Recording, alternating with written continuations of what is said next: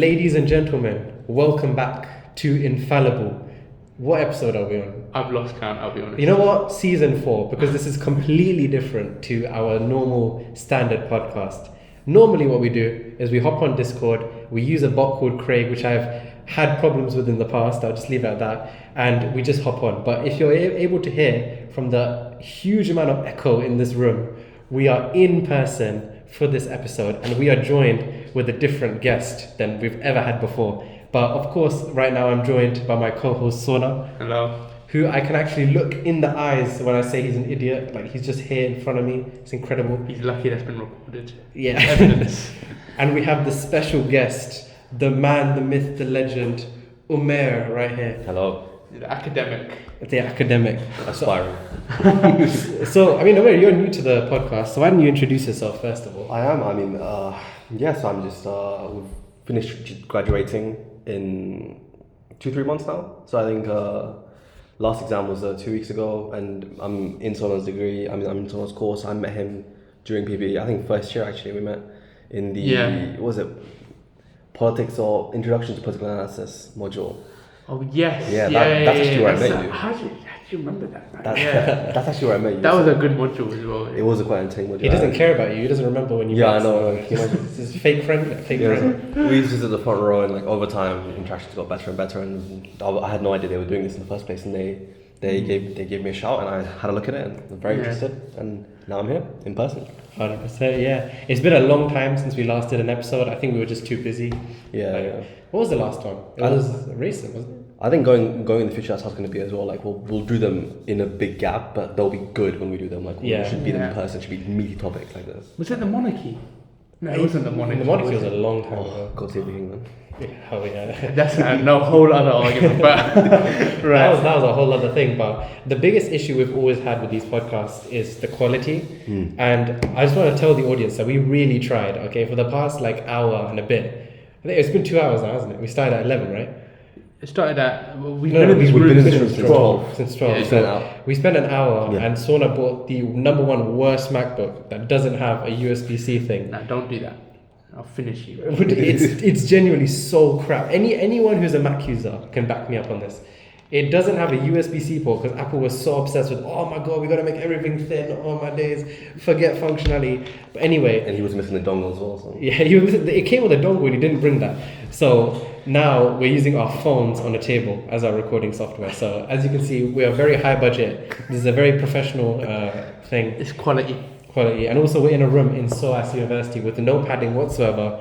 So all the echo you're hearing right now, we can't do anything about it. So fantastic. It is what it is. It is what it is. It is what it is. Stoicism. Keep moving forward. Yeah. Anyway, let's just do some small talk. Why not? How are you guys doing today?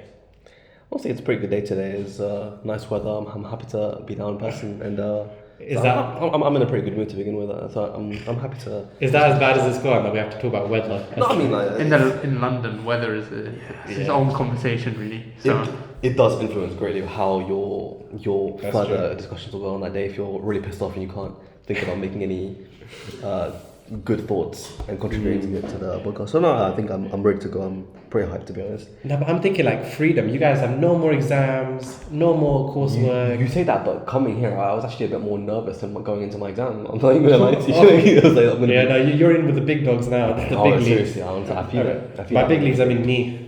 I am the final boss. Ibrahim Sheikh. Of what? Of debating, bro. Of debating. Mate, you're my student. Don't try it, okay? The student has everything you know. The master at this point. Oh, please. I'll tell you, like, one day I'm going to come in wearing red. And, like, I'm going to be the same height as him. I'm going to have the same hairstyle. And you won't be able to tell the difference because, like, everything's just happening like that. We're replacing him. I was telling Sona, like, before this podcast, every single time we record something, because I'm the editor, I listen in to our debate and I learn from it. So at some point, I'm gonna overtake this guy. You're quietly evolving in the background.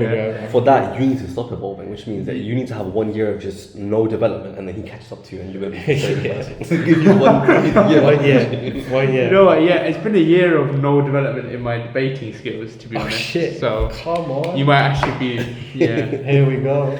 How are you doing then? I'm tired.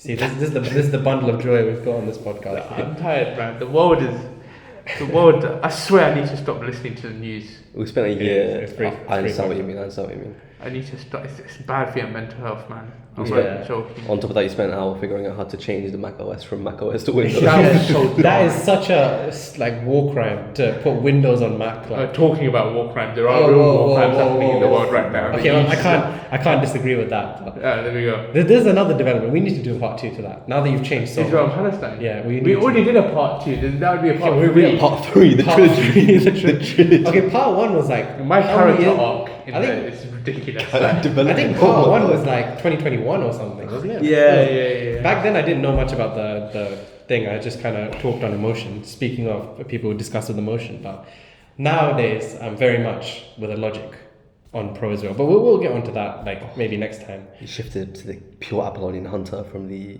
This is what I'm saying. This is the 2v1. I've got ops on both sides right now. I've got the ops here. Okay, I will small talk now, right?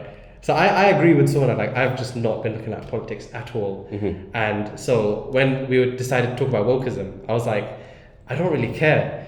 And then adolescence came out, and we'll get into it. But that basically sparked my interest into politics again. Because like, wait, what? Adolescence, the show. Yeah, the It's show. a Netflix show. No, I didn't. interesting, It's not actually. because I watched the show. It's the reaction to the show, and we'll get into that. But my thing is like, you know when stuff happens. Me and Sona were talking about this on the way. You know when stuff happens, and you're just like, life's too short. Like, what am I doing? There's more important things in your life than wokeism and stuff. That's how I felt for the longest time. But then eventually, I was like, you know what?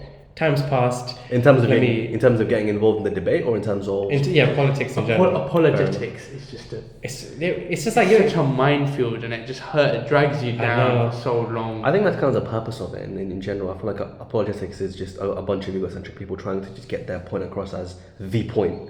It's not actually any good. There's no fruitful discussion. It's as me and Sona would call what's it, jalpa. Jalpa. There's no actual like Critiquing the other. That's I mean, it. that's it. Not trolling, not critiquing, just destroying the philosophy without having any shift. I mean, there was that saying that was like debating. You don't win a debate off like winning it. You win if you have the most one-liners and like you make the audience laugh. Yeah. That's how you win. That's what Christopher Hitchens was famous for. That is Yeah, the thing. that's- I hope we did direct ourselves away from that kind of Yeah. practice to a more fruitful discussion in this. I mean, this is like everything is like a mix of both sides, but it never comes out that way in actual practice. But in reality, everything is like that. Yeah, I mean, like, I agree to a certain extent, but I think it's good to be syncretic in your practice, have kind of an open understanding to what you want to achieve in a political debate or in any debate or any discussion, whether that be about politics, ethics, morality, religion, economics, whatever it is. You should be willing to learn and accept other positions, as well as maybe even form your own as you're going along. Yeah. To see if you can learn from other positions and other points of view. 100%. It's something that I've certainly found is very helpful to me in pretty much all aspects. Yeah. I think before we start the meat and potatoes of this, I think it's very important for us to outline where we align on the political spectrum socially, because I think it really matters when it comes to Socially wokeism. and politically, not economically. No, wokeism and economics. Most people economically are left. That's true. So- Yeah. That's true. Most people are. Socially, where would you guys put yourselves on the spectrum? If you had to, I'm a leftist, I'll be honest. like centre left, really left, like Centre left just means you're a liberal. yeah. I'm not really a liberal. I'm basically a leftist. But does that mean the same thing as woke, or it We'll get depends to on who that. you We'll are. get to that, But so I would say I'm politically left. Okay. I feel like it's much harder to describe my political alignment. I'm more of a scatter point. There are things I agree with on both sides, and it's for multiple reasons. There's some things there's some opinions I have that will be classed as right wing, but then there's some opinions I have that will completely contradict anyone who holds a right wing position. So it's not one or the other. If we're gonna say by proportion, I have more left wing views, definitely. Yeah, But that's there how are- I would do it as well. Like So everyone's consider a yourself a centrist then. I would like to consider myself a centrist, but I feel like that's lost meaning in time, and I feel Yeah. like centrism now is just you're just staying on the fence. You know what I mean? Like you need to pick a side, and like there should be a side chosen. That's how I feel about agnostics. yeah. Pick a side, man. I think everyone is a scatter point, but I think Yeah. the way you're doing it with averages is probably the best. I think for me, I used to be very center right. Like I used to be like, okay, yeah, the left has got a lot of opinions that I agree with. There's a lot of things. What? Hard right. You know what? as time has gone on, I think I've gotten more further right with my opinions. Not to like an extreme extent, but there are certain things that kind of just break down where it's just like it's just a matter of opinion. Like an example I give is abortion. Abortion kind of breaks down to, do you think that the autonomy of the mother is worth more than the life of the child? And that's it. Like that's just opinion. No, it doesn't break down to that. But It breaks down to whether that's a child or not. Yeah, even. so that's the thing, right? You might say, well, it's not even a life, but we don't know when life begins. So that's what an opinion I too. would say that's the most fundamental issue, whether we consider that a life or not. Yes, that's the opinion. That's also an opinion because we have no science to base off. Yeah, is it conception? Is it at birth? It's is a it philosophical question. It's a philosophical Yeah, so there's no. It breaks down to opinion. So stuff like that, I'm pretty centrist on, but most likely I would consider myself to be a right wing. And so to pivot into that, the first question, of course, is what the definition of wokeism is. And the reason I asked you guys for your political beliefs is because I think it changes the definition. So who wants to start? I'll handle some of the. Okay. All right. So wokeism for me, I think wokeism first of all is a pejorative term. And I think it's kind of become absorbed by the people who refer to themselves as woke, sort of like how gay people kind of have reclaimed the F word. You know how gay people sometimes call themselves the F word. Oh, we're not in America. Really? You can say it. We're not in America. I'd rather not in it. I just want to avoid that. Fair enough. But Really? yeah, I just want to avoid it. Have they reclaimed that? To be fair, I don't have enough. I've heard a lot of gay people refer to enough, themselves, fair but it was originally a pejorative term. You've reclaimed it. I think woke has that kind of like almost like that kind of. So you'd say it began as a pejorative term? I don't think it began as a pejorative. I don't know the origins of Right, woke. right. I just think it has that kind of similar vibe where No. it can be pejorative and some people wear it proudly as a badge. I'm woke. It's very, very clearly divisive. Probably the most divisive element in politics right now. The culture wars, so to speak. Everyone's going on about it. And I think it mostly surrounds. I'm not sure if you guys would agree. For me, it mostly surrounds identity politics, right? That's one of them, yeah. How you identify yourself when it comes to race, sex, gender, etc. Cultural understanding.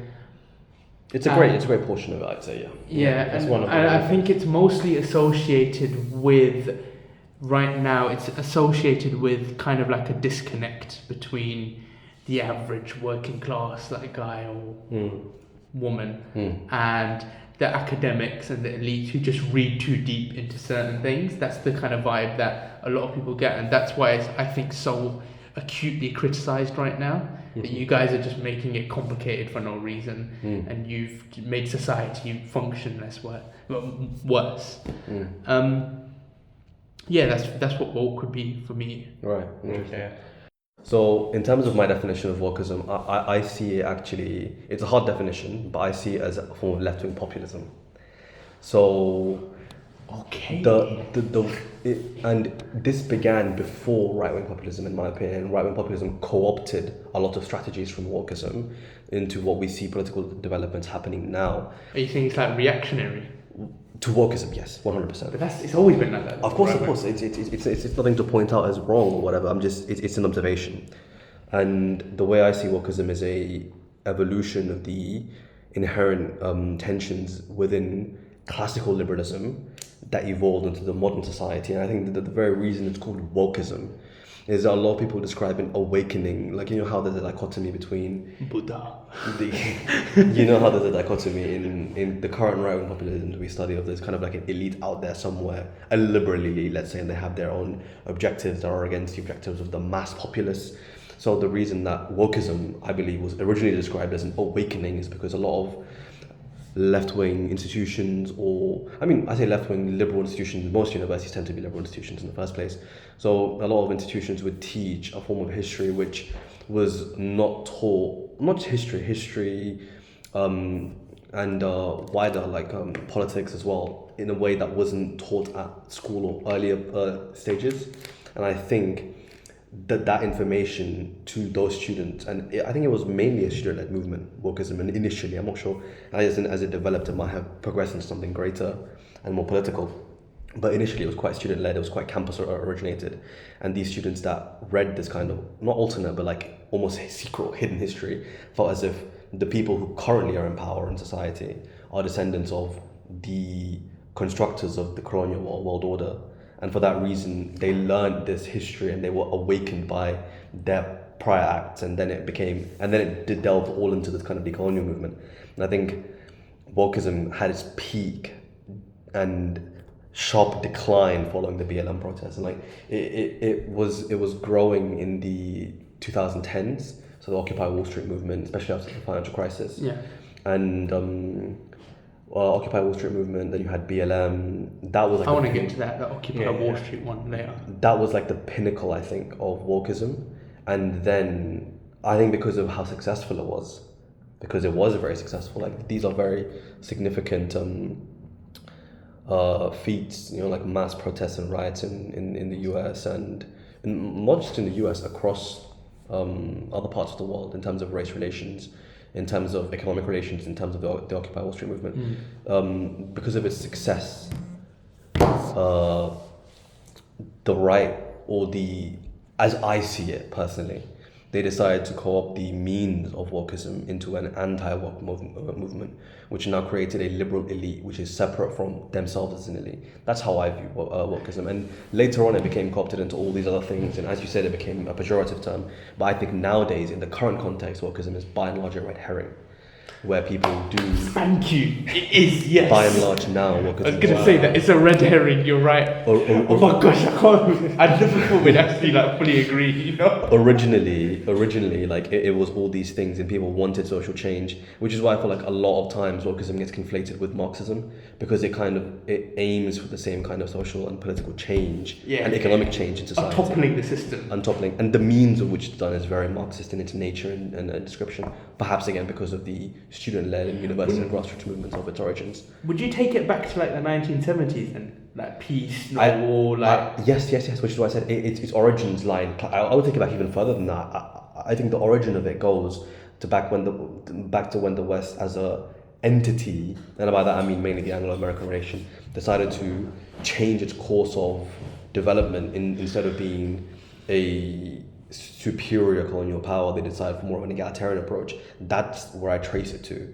When you raise your children to be a generation of we should live in a pluralistic and anti-racist society, that conflicts with a legacy of the opposite. And I think that's the inherent tension in wokeism, which is being addressed in the modern day. And again, now you have all kinds of anti-woke and like opposition movements to it that have developed, which I think actually kind of hinder the debate than anything else. They don't actually, nothing fruitful gets developed out of those. But I would take wokeism's origin all the way back to when the colonial elites decided to stop teaching their children, all their children when they went to university, they decided to adopt an opinion of, we don't want to look at the world like this anymore, like we're civilization is superior or any kind of exceptionalism. And that then you had decolonization and liberation of different countries and the formation of the UN. I'd go as far as that, to be honest, in terms of my trace to the origins of woke. Yeah, I gotta just say quickly, I really like this in-person thing, because I can watch Sona emote to everything that's being said. It's more personal. He's got like this, he's got arms and He said the exact thing I was thinking. It's a red herring. He said the exact thing. Wow, these definitions are fascinating. That was really deep. He got really deep in it. Yeah, mine is very. So I think this is a very common trend between all of us. Is you guys are a lot more academic and I'm a lot more practical. So I don't really care. Agree in it. It's different in our academic backgrounds. Yes. I'm not really much into the history, but I'm looking at the today and what I see today. So the thing about wokeism is that it's very complicated because there is no just standard definition. That's one problem. The second problem is the fact that depending on your political the area of your political spectrum, that's not even what am I trying to say? Where you are on the political spectrum changes the definition. And the third thing is that it's been overused so much that it's basically become meaningless. So for me, this is why I'm prefacing by saying that I am more right-wing, but I'm going to try and give a left-wing current definition. To me, I disagree with the fact that it's something that's been reclaimed. I think it's always been something that is an awakening, as you said, to social issues that exist today. In a left-wing perspective, awakening to social issues, calling them out and getting change. Yeah. And it's that simple on the left, right? This might be the first time me and Ibrahim have agreed on anything, by the way. This is a revolutionary movement. This is what's happening, bro. Everyone's going to turn into me eventually. That's quite a broad definition, but yeah. So on the left, it's very simple. Like that's it. On the right, it's a lot more complicated. So on the right, wokeism can refer to a number of things. Number one, cult-like obsession with left-wing politics. Number two, hating on groups that are straight, white, and male. Number three, shoving your politics into media that it doesn't belong into. And so you can see examples of this. One example would be J.K. Rowling. So J.K. Rowling is a very heavy left-wing person. She's always been, I think she's liberal.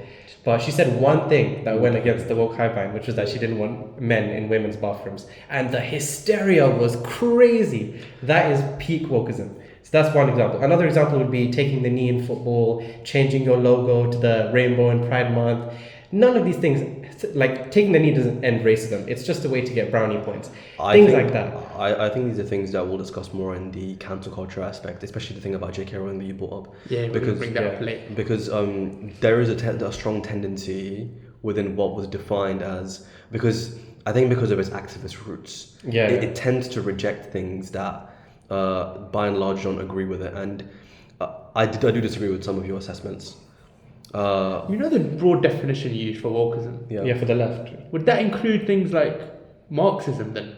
I think that Marxism if you drew a Venn diagram, a lot of people who are woke are also Marxists. is Marxism woke for the right itself? for the right wing of the political section? That's definitely the I case. think it probably would be. So anything that's activist would be woke. So left. There's a difference between being left leaning and being woke.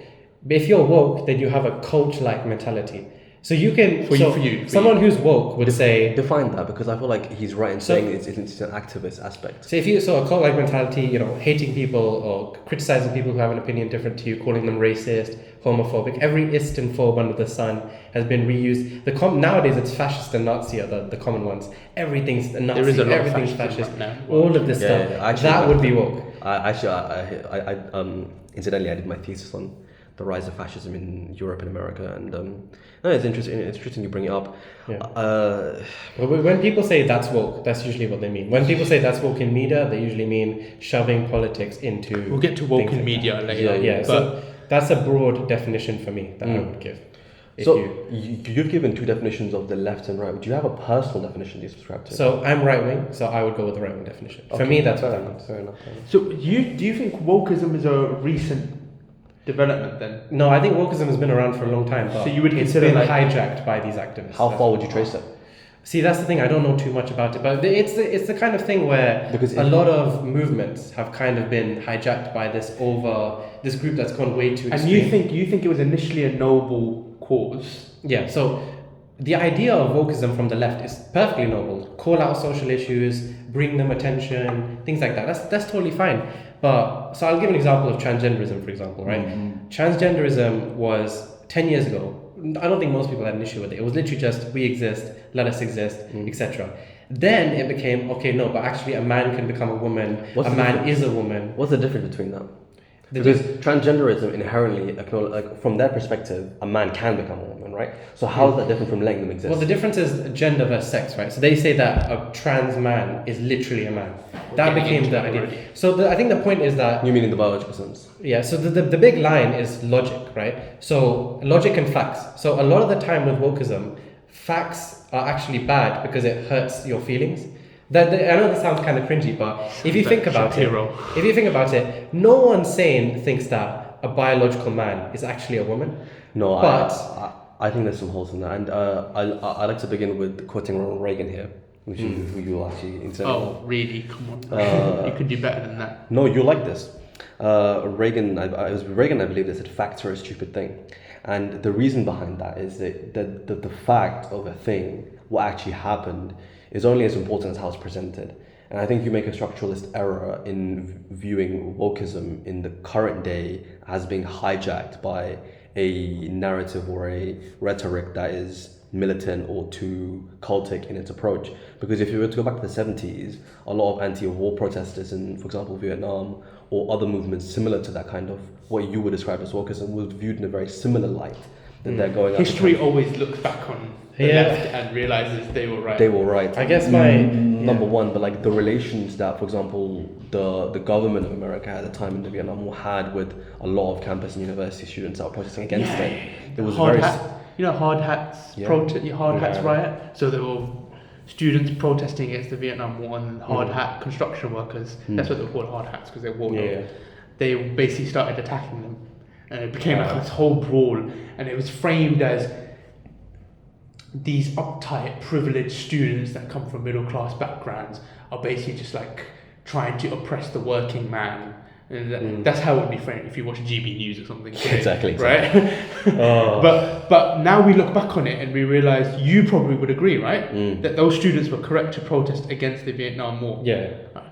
Well, in 100 years, I'm sure they'll be looking back on Israel and Palestine. Saying No, the same okay. thing. Well, here's the thing, right? The reason I say hijack is because a movement's lifeblood is its reputation, and the reputation for wokeism, I think, used to be. I'm talking 10 years ago. I think was a lot better than it is now. I think maybe back in those days. Why is it not worse, the reputation? Because the takes have become more and more extreme and they become less and less logical. Or is it because it's been presented that way to you? Exactly. No, He's bringing it back to the fact of stupid comment I made earlier, because if the presentation is what's changed, then I'd like to argue that it's not the fact that it's become more extreme. I like to argue that it's always been presented as this kind of extreme entity, and that's what wokeism has always been. The difference is that in the early 2000s, many people had a positive opinion of wokeism because of how popular it was among the masses. Because of anti-woke movement and counter movements have developed against it, it's now become less popular because it's by and large been associated with what you now describe. But I'm saying that's always been the case. That can be true, but also I think there is a line that's been crossed between, say, transgenderism's opinions of, oh, we just want to exist, to a man can become a woman, or also BLM, that explosion, the way you talked about how it caused a massive downfall, that's part of that hijack in the reputation of woke. Can you explain to me why one is tolerable to you and the other one isn't? For example, in terms of transgenderism, why is allowing them to exist, as you say, quote unquote, tolerable, but then when they say men can become women, that's intolerable? Because from my perspective, can I answer that question on your behalf? Sure. What I think he's going to say. From my perspective, allowing a transgender person to have their identity is essentially is accepting that men can become women. And I like to point out one thing about transgenderism. If you go back to, I think, the 18th century, the society was a lot more positivistic in its approach back then. So transgenderism back then was not seen as something left-wing or illiberal. It was seen as a scientific thing, that you can biologically change your gender because science will become that advanced. You can physically change your gender. That's how people in the 18th century viewed transgenderism. That's how it wasn't accepted. Oh no, I'm talking about acceptance. I'm just talking about how it's viewed. Nowadays it's about mutilation and about becoming somebody else, and it's like almost hysterical and kind of people describe it as a mental illness, etc., etc., etc. Are you going to say that when you asked what's the difference? What's the difference between? Are you going to say? Correct me if I'm wrong. Are you going to say that because sex is a scientific fact? Yes. And it's being framed as if it's something malleable when it isn't. There's a difference between allowing people to exist, which they have the freedom to do what they want. I think you can. It's not just transgenderism. If you wanted to go and become a furry or any weird thing, I would judge you, but you're allowed to do it. But when you start stepping on, honestly, there's a million things people do. They're so bizarre. I think they're weird. I think they're really weird. But when you start trying to change biological facts, so you got it right. When you start trying to change biological facts, when you start trying to impact women and in going into their sports, into their bathrooms, when you start trying to put this knowledge to children and giving them those kinds of treatments when they can't even get tattoos, then there's a problem. Before that, there was no problem. So there are little things like that where, there's a line and the line has been crossed for a lot of people. I feel like transgenderism is well contrasted with the race argument when you bring it up. And what I'm interested in particularly is I actually, it's not you wouldn't have known this, but in second year I took an optional course on anthropology because I was just interested into it. So I did an intro to anthropology in SOAS. A lot of the questions that we're discussing now were actually brought up and contested in that module. Mm-hmm. So one of the main points was, I think there was a woman in America who was born as what we would define as white, but she began making the claim that she was black. Oh yes, I've heard of that. And like she had backlash from a lot of black people. Like I think Kareem Abdul-Jabbar himself, like a famous basketball player, he kind of like decried her, rebuked her for her stance and like how can you be black, etc.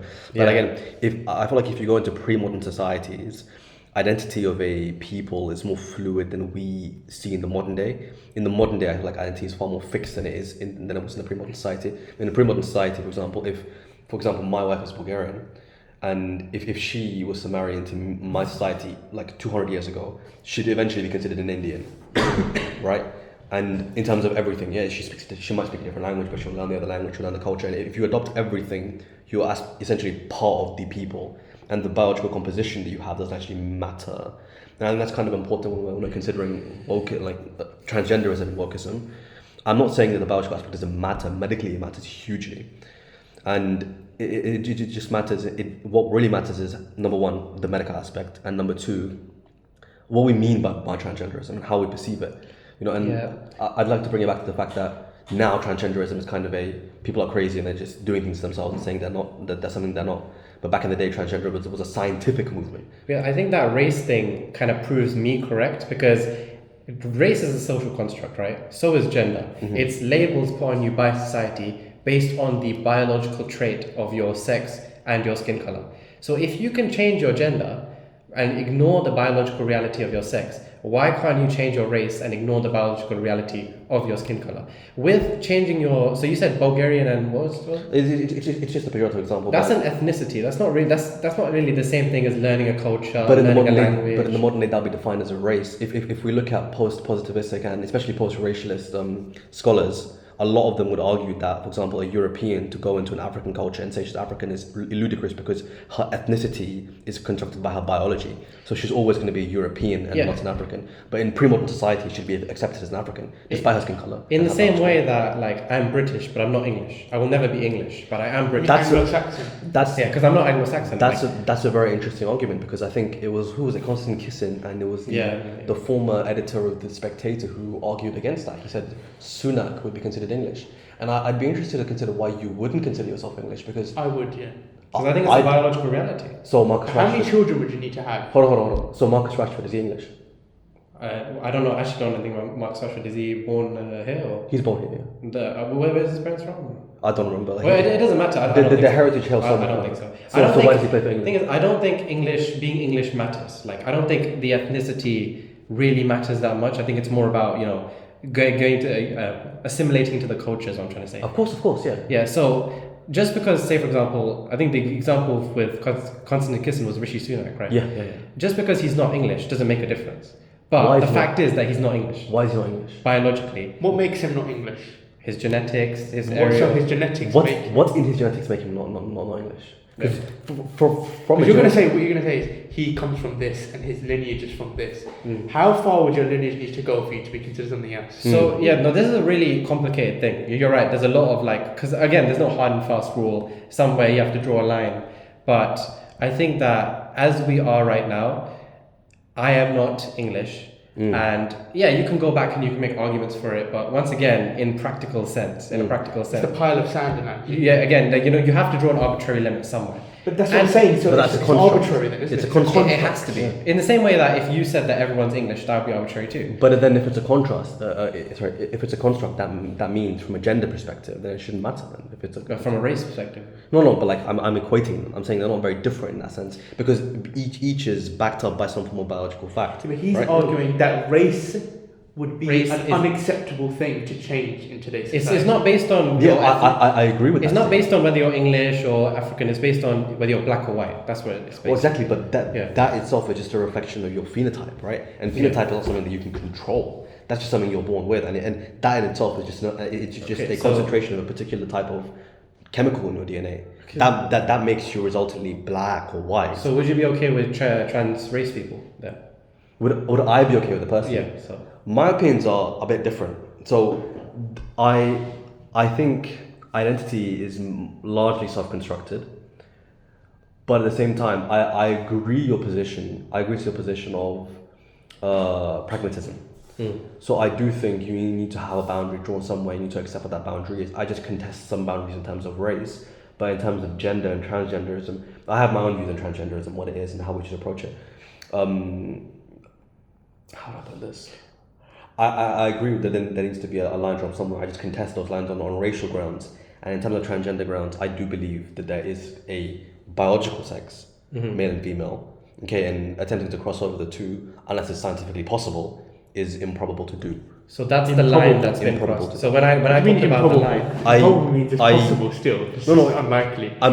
Okay, so sorry, perhaps badly worded. I'm saying until you can change your biology to the extent that your chromosomes indicate that you're a you're physically a man or you're physically a woman, then then everything else is identity. So so when you ask me to tell you the difference between before the line and after the line, I think we're on the same side here. That's what I mean. I'm just playing So- I'm just playing devil's advocate. Can I Cool. ask a question here? Do you think that there is a difference between gender and sex? No, I think that your biological sex is the same as your gender. I don't think you can change them. I disagree. Okay, with so You can- so when people have like, have you heard of like Before you go, the main point for that is what is a woman? That question. yeah, That's very I was important. saying like, have you heard of androgen insensitivity syndrome? Yes, No. I've heard of that. Androgens are basically male hormones. They Right. basically trigger when you're in your fetal stage, where Mm-hmm. basically androgens are released and it indicates to your body, all right, this is not a female, it's a male now, Yeah, right? yeah. Some people, obviously, Yeah. everyone starts as a female. Mm. Some people then develop androgens, but for one or another reason, their body either doesn't respond to it or the androgens aren't sufficient, but except whatever.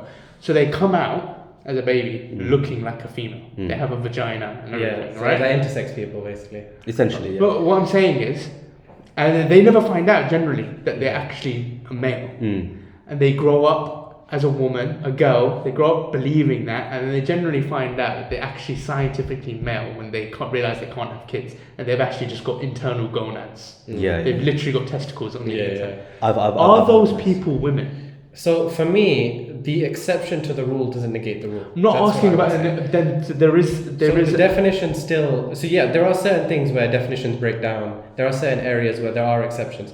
But just because there are some intersex people doesn't automatically mean we can throw out the definition. I'm not of saying to throw it out. I'm just saying Yeah. that there is a difference What would in you- some cases with It's- gender and sex. To me, it's very rare, so it's not even worth like putting in the discussion. No, it's very worth putting in discussion because I'm not sure if the audience might be aware of this, but like it is a case that I'm very well aware of because of the experience of the person. So as you said, this person, he was born a man, but with external features that would indicate that he was a woman. Secondary sexual characteristics. Secondary characters.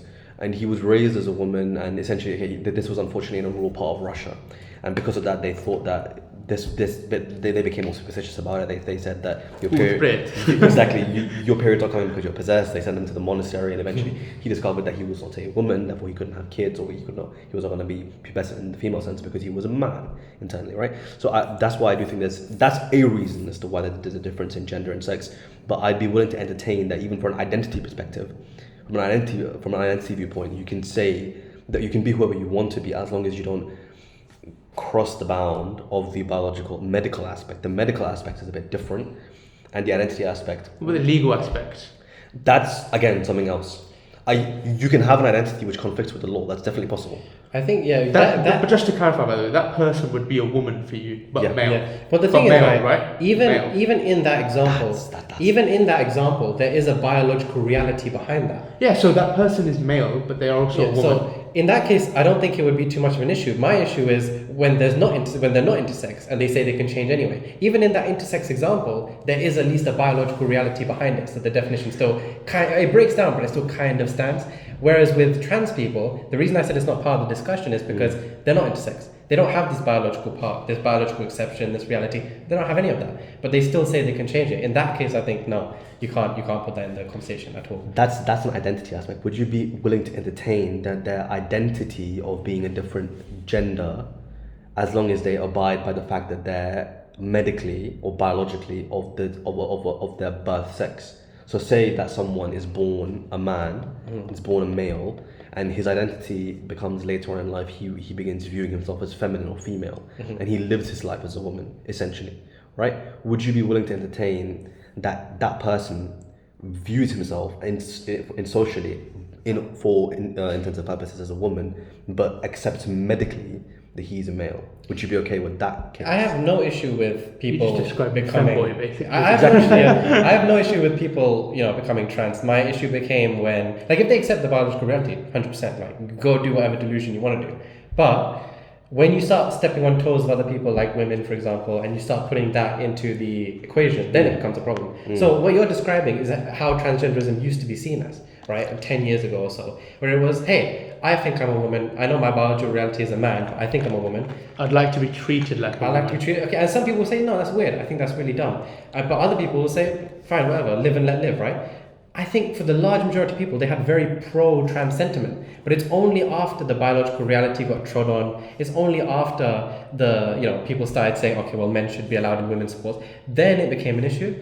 But what you're describing, yeah, no problem at all. I think it's totally fine. This is a very interesting topic to hear your opinions, because you're coming from a positivistic perspective, and which is generally what I do too. And it's fascinating to see how that perspective on transgenderism has evolved from a degree of physical possibility, where medicine will become so advanced so you can essentially become a man or become a woman despite your birth sex, to now being we need to defend the staunch ideas. I think the reason that a lot of transgender people kind of claim that they have become a different sex or different gender, both, right, is because they're trying to almost kind of pull back to that original positivistic understanding of we've had a medical operation and that's transformed us physically to the extent that we now are men or we now are women. They're pulling on that string. But it's fascinating for me to see that you're pulling on the same string but in a different way now. There's a quote I read, it was from a trans person, I don't remember who it was, but they basically said that when you become trans, your mental health is completely dictated by the people around you. So every time you speak to someone, if they don't treat you by affirm your gender identity, that's going to hit you straight away. And I was thinking about that, like, what kind of way of life is that you have to live with the expectation that every time you go outside, every time you interact with someone, you have to play that roulette game where they might not affirm you, and now you're going to get mentally. But you can never understand that perspective. Well, that's what I'm saying. Wouldn't it be better if we got these people to love themselves for who they are instead of affirming it? We don't do this for any other mental illness. For depression, we don't affirm it. We say you need to get help. You need to get rid of it. With gender, but that's different though. I don't think that's the same, because depression is not conducive to your standard of living. Wait, what? Depression is not conducive. Depression will cause you to do a lot of bad things to yourself. Exactly. So it's not conducive to your standard of living. What I'm saying is, gender affirming care has been demonstrated time and time again through studies that it is conducive to your standard of living. That's what I'm saying. So it's not the same as comparing it to depression. The problem is when you maybe this will change in the future, but as of right now, I think most people who are trans, you can tell. It would be like treating depression with CBT. Yeah, to me. Again, you said there's most people that are trans. You can tell, right? So you can tell that they're not exactly. It might be their voice. It might be their looks. I don't know, man. I've seen a lot of. That's the thing that I'm getting bare scared of that. There's a lot of trans people who do look like it. There are a lot. So frightened because one day no. Can I ask you a question? What about the Algerian boxer Iman Khalif?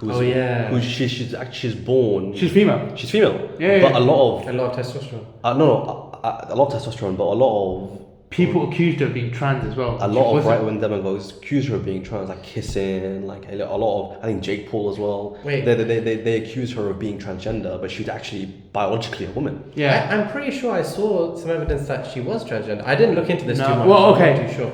But I thought it was kind of like... Yeah, you're right. It wasn't... confirmed. It was by the Russian Federation that decreed that she was not fit to be a female boxer, right? But they didn't explain why. Right. They didn't give what their reasoning was. They didn't say it was chromosomes or anatomy or anything. They just said she's not fit to be a female female boxer. So they didn't, and we just were left in the air about what the reasoning is. The federation that she was fighting for after concluded that she is a female, and they are likely going off testosterone levels. Okay. Right. Okay, fair enough. So then she's a female. Then boxing is a very difficult one. To me, I don't have a problem with that, by the way. That's just nature endowing her. Me too. So to be honest with you, I think boxing and combat sports are an exception because it's so much more dangerous. So you think women with higher testosterone levels should be? It's like barred. It's hard to say, but I think probably yes, because you gotta disagree with that. You're discriminating against. That's like barring Usain Bolt because he has better genes to run. No, but you gotta think about the Michael Phelps. It's not like racing where you're not causing physical harm to the other person. This is like you are robbing them of opportunities. Exactly. Yeah, of course, and this is very tragic. And like I said, there's no easy answer to this. No, but what I'm saying is you can't discriminate based on what you're naturally. When it's women punching each other, I think boxing is that you do need to put a little bit extra. But they're women. No. know. But they're women though. I don't understand how No, you but one of those women is significantly. I'm pretty sure Imam Khalif like beat her in one punch or something as well. No. I'm not sure it's Iman one Khalif time. has been beaten by other women who are not at the same level of testosterone than her. This is the entire point She's that a trash fight, but this is the entire point that boxing in the competitive sense, right, is highly regulated. So I have no issue with someone who's been endowed with a greater ability to win in that sport, participating in that sport. That's not transgenderism. For you to bar Iman Khalif from participating in boxing, again, as I said before, it's like barring Usain Bolt because he has better genes for running, or But barring he's saying Michael it's Phelps. combat sport. It's yeah, no, So, but yeah, I wouldn't. That's what I'm mind. saying. In combat What about a sport, guy with less testosterone going up against a guy with more testosterone?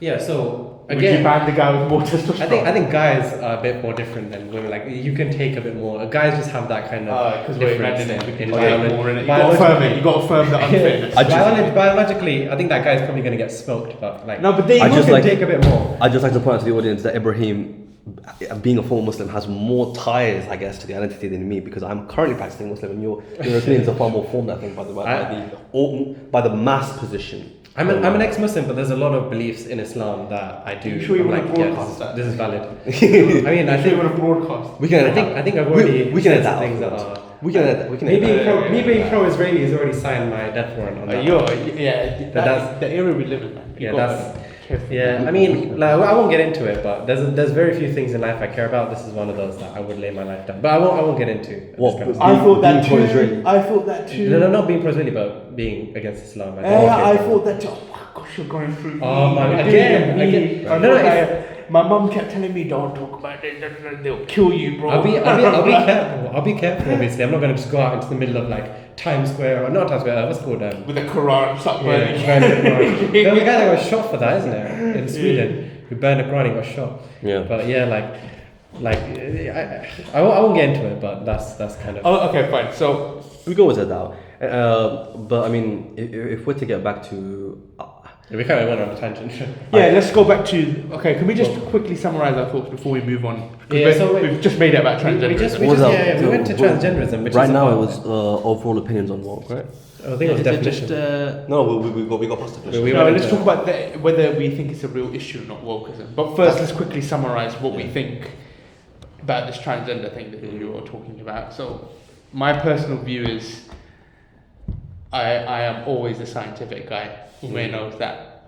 I'm very positivistic, what he calls it, about my approach to real world problems, and you know that too. And I would never ever concede scientific terms like sex. So I absolutely agree with you that sex is a concrete term. It's not something you can affect. There are some irregularities because nature never works in straight lines. But generally, as a general theory in the scientific model, and also to be most practical in society, we've had to draw those lines. And that's why I do believe a man cannot become a woman and vice versa. I'll make a reform voter out of you yet. Don't worry. Oh, for goodness Don't sake, worry. Nigel Farage should be You're gonna, assassinated. you're You gonna heard be, it here. You're gonna be a reform voter soon. Don't worry, Nigel. You're such an I'm idiot. gonna convert this guy. Don't worry. He's joking. He's If- joking. If I'm going to pass to myself now, I think one of the reasons that me and Sona have a lot of clashes is because he defines himself as a positivist. I'd probably define myself as an anti-positivist. So He's a rebel. I'm a revolution. So I mean, I have my own views on transgenderism, which I feel happy sharing right now. Actually, I think for me, as someone that believes in the soul and the spirit as the true self, I would say a lot of transgenderism issues in transgenderism, people saying that they are a different person who they were born as, has to do with the lack of belief or the loss of the soul as the true self. And in that sense, you begin believing that your physical self is the true self, and you can change that to be who you want it to be. But the immaterial true self, which I adhere to, is beyond that. So for me, there's a biological reality of this world, that which is positivism, which is your sex, what you're born in. But there's identity, which I think is fluid, and I think that is essentially, it can be left up to society, and it can be left up to people to decide how they want to live their lives. And as long as there's respect for civil authority, and as long as there's respect for legality and other people's opinions, I think those are the main kind of aspects I'd agree with. But I do think it's pretty much open and okay. And I'd like to emphasize that people should probably be more respectful in approaching other people's lives. lives, That's lives, just and it, yeah. Being li- kind is lives not hard. exactly, which I think the Western society has lost to a great deal, which creates a lot of tension in the societies. It's not because people just hate each other; it's because kindness has been lost. Everyone wants to. Basically, even if you tolerate transgenders, you kind of despise them and you almost kind of approach them as their That's why I don't inferior. like those, right? You know, Douglas, right? Yeah, They approach you straight away hostile, Yeah. as if they're trying to make fun of you. To me, And that's not. I mean, That's a great problem I have with a lot of political commentary in general, and it's something I like to emphasize that even if it's something you disagree with, and I do disagree with the belief of transgenderism, I do, despite what I've argued for, and I'm playing the devil's advocate. I do believe that there's a biological male and a biological female. You should live your lives according to the sexes you were born at. Although I can understand and accept someone's identity that they would believe that there's something somebody else. But for me, that stems from a lack of understanding of the true self as the soul and a understanding of the true self as the body.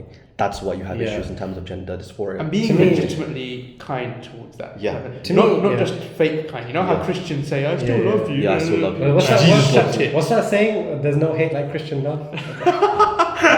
There you go. So, So to me, there's a very fine line that's basically not even there between your true spiritual identity and delusion, right? Oh, sorry for you. Like when you talk about your true spiritual identity, You you can be are- wrong, you can be delusional, you can be like lost. That can be a case as well. So to me, it's not strong enough as a basis to even give it any thought and who consideration. determines that though? No one determines. That's what I'm saying. There's like Ooh, no guys, way to measure it. There's no way to. I feel like we're really steering away from the topic at hand. Yeah, we'll That's come an back to it. entire different issue. To me, but going on that Douglas Murray point, I agree that it's nice to be nice, it's good to be kind, but I also stand with people who don't want to use those terms. So this is an interesting question. Would you guys use neopronouns if people asked you to use them, Neopronoun. like z, them, z, and these things? I If try. if you they would cringe a bit. You'd be like, oh, Well, I might not agree, but I'd try. exactly as in Just if, to make it more comfortable. you're panda basically. if, Yeah. if So that's some people not wanting to pander is not a problem to me. I don't think. if the person asked me to, I'd respect their wishes to live their life the way they want to live it. But yeah, that's as is. I wouldn't go out my way to make them feel less or anything. I think it's quite important, especially because as you described, trans people do live in a mentality where this is kind of almost at the forefront of their being. So it's important to like if we're willing to like, as you said, help them, right, and move past that initial tension of, oh, you have to accept me as this, right? You need to be kinder to them than to just like, and honestly try and understand them from where they come from, rather than just say, oh, you're just being stupid, you're being delusional, and that's something which I think universally is absent in the way people approach and talk to trans people, I think. That's crazy. Well, to me, that's just completely unsustainable. Like the whole point of me saying that their whole being is constantly on like In flux. it's because it's based on who they talk to. It just makes it really unsustainable to me. That's why I said that it'd be a lot better if we made these people love themselves for who they are instead. But in any case, I think that while it is kind to use people's pronouns, I also think that it's not nice for them to expect people to use them as well. Like people do have the freedom and the autonomy to not use those terms. If you think that using they them is stupid, I'm not going to use that for a singular person, you should have the right to do it. I think that's fine. You might not like it, but I mean that's we live in this country, we can do what we want. It's a free country. I know it's a meme, but I mean it's true, right? I feel like a lot of things that, again, this is something I actually, do you remember the conflict, rights and justice module? We had to write an op-ed. So incidentally, I wrote my op-ed on free speech, and this is the entire thing I talk about. That we talk a lot about freedom of speech in this part of the world, and we are inherently ignorant of its context, of its origins, and even its usages. So a lot of people see freedom of speech as an absolute entity, but it's not, and it's never been an absolute entity. That's the entire point. Especially in the West, it's never been an absolute entity. But the West likes to present itself as an absolute The bastion freedom of free speech. But it's Yeah. not. It's never been. There's things that you can't say in the West, apart from leftism. Like there's things that would not be tolerated if you were to say You them. can't go kill all Jews. You Yeah. can't say that. There's- That's hate speech. Well, exactly, and Right. this is my point. And I'd actually be willing to lean into your argument here from a practical, pragmatic, sociological perspective. You should have that kindness, because if you don't, then you're essentially applying a kind of two-tier form of free speech where you're using it to support your positions and you're just kind of doing jalpa on someone else's positions. Well, no, that's impossible. I don't think that's true. I mean, Why not? if someone doesn't want to use their pronouns, that doesn't mean that no one has to use them. right? Like you're just exercising your free speech to not use them. Whereas if someone else decides to use them, fine, they can do it. It's just you making that exception. Maybe don't say free speech. Your individual freedom. Yeah, did I say free speech or freedom before? You said free Freedom. speech. It was one of the two. Well, in any free case, speech. free speech is something that's very, again, the lines are very blurry. I think the only big thing is that you don't incite violence. That's about it. Can I just say one more thing on this before we move on to?